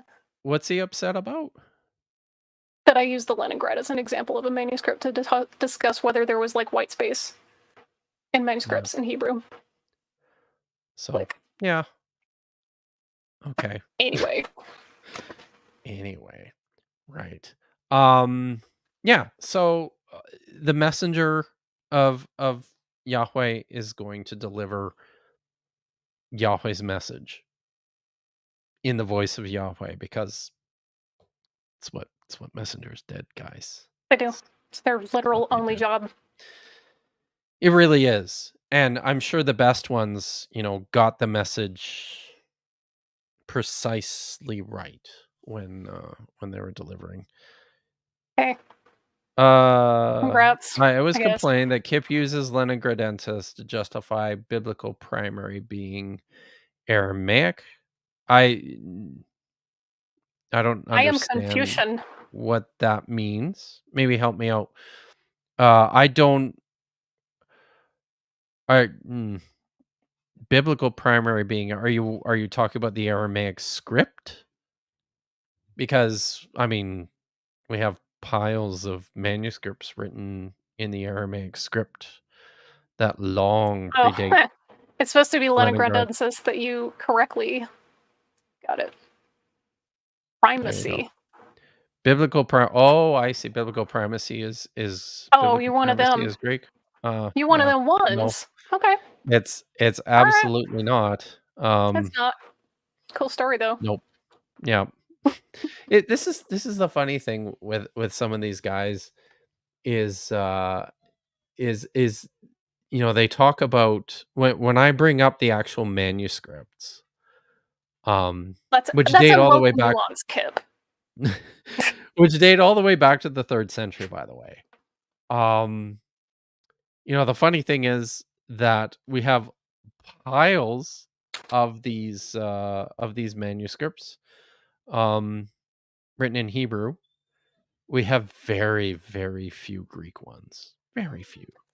Like just a tiny, I wonder tiny why little. that could possibly be. I don't know. Oh well, I guess Not we'll never sure. know.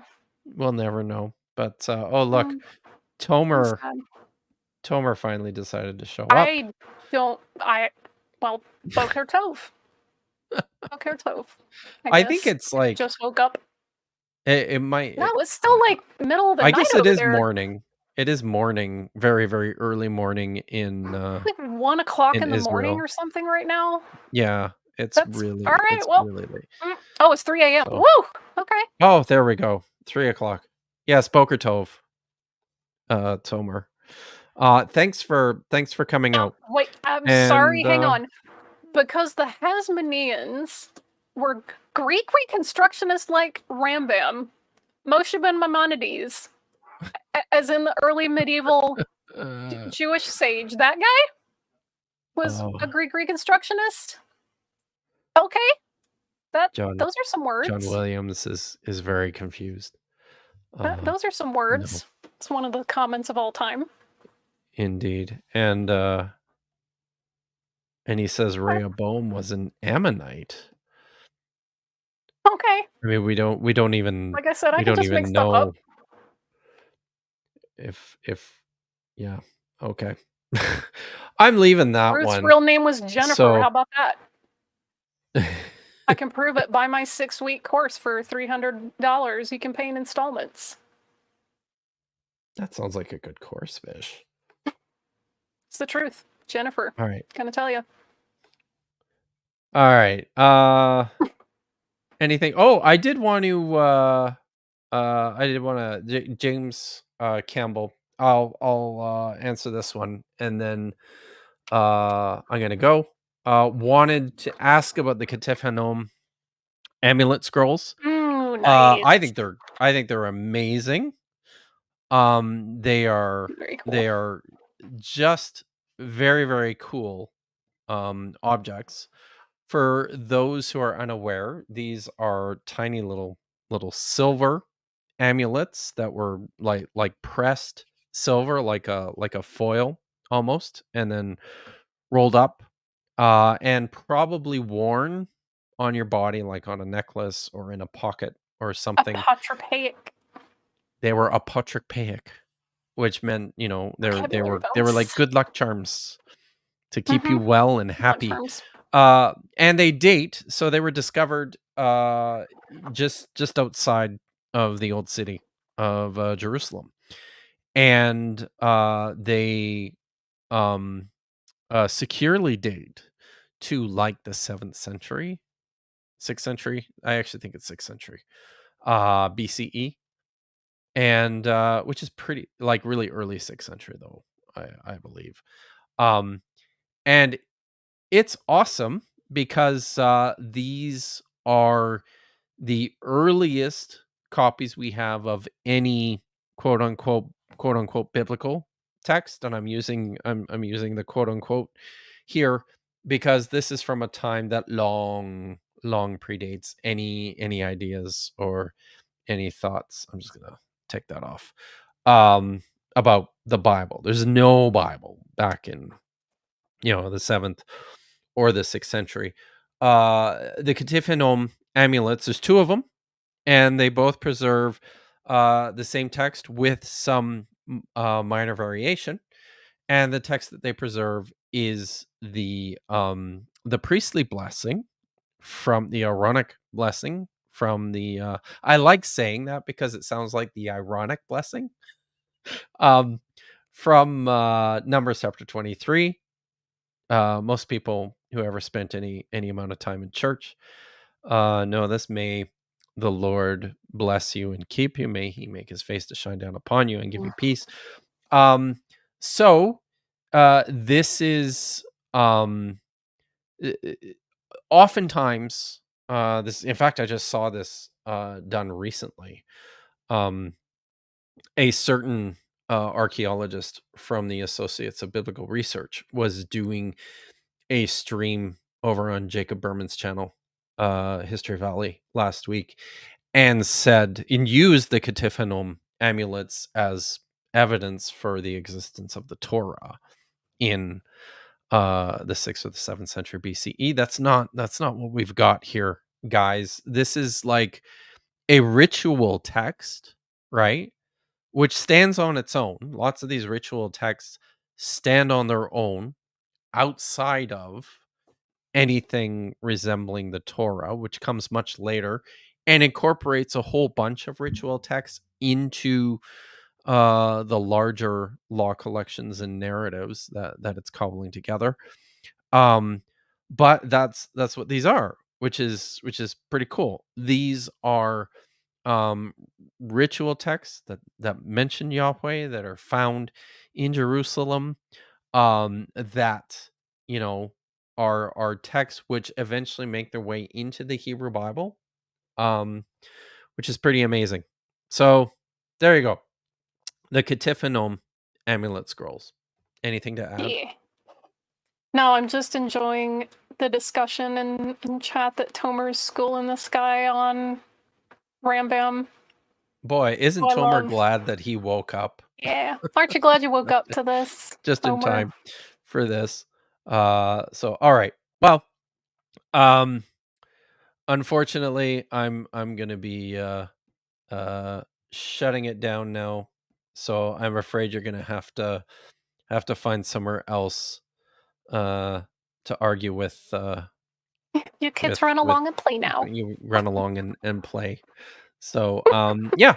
So thanks for hanging out with That's me, a Shanti. claim. Oh my goodness. I'm sorry. Uh-oh. Now what? That Maimonides invented Judeo-Arabic. That is one of the claims of all time. Oh boy. You answered your question. Thank you, See, Simone. yeah, I think That's what Simone. happens when Sorry, you I meant that. say. Yeah, I think yeah. You saw it when I did. Yep. I was Yes. How do you inviting. go? I was Put some respect inviting on this, that wasn't name. I? Yeah. God. Yes, Yeah. you were. It's You're tempting fate. this is what happens. All right. This is Well, the hockey god's with that, retribution, man. Didn't leave it on enough teeth. definitely. I think we have to shut it down with that. All right. Mm. Love you guys. Take care. See you around.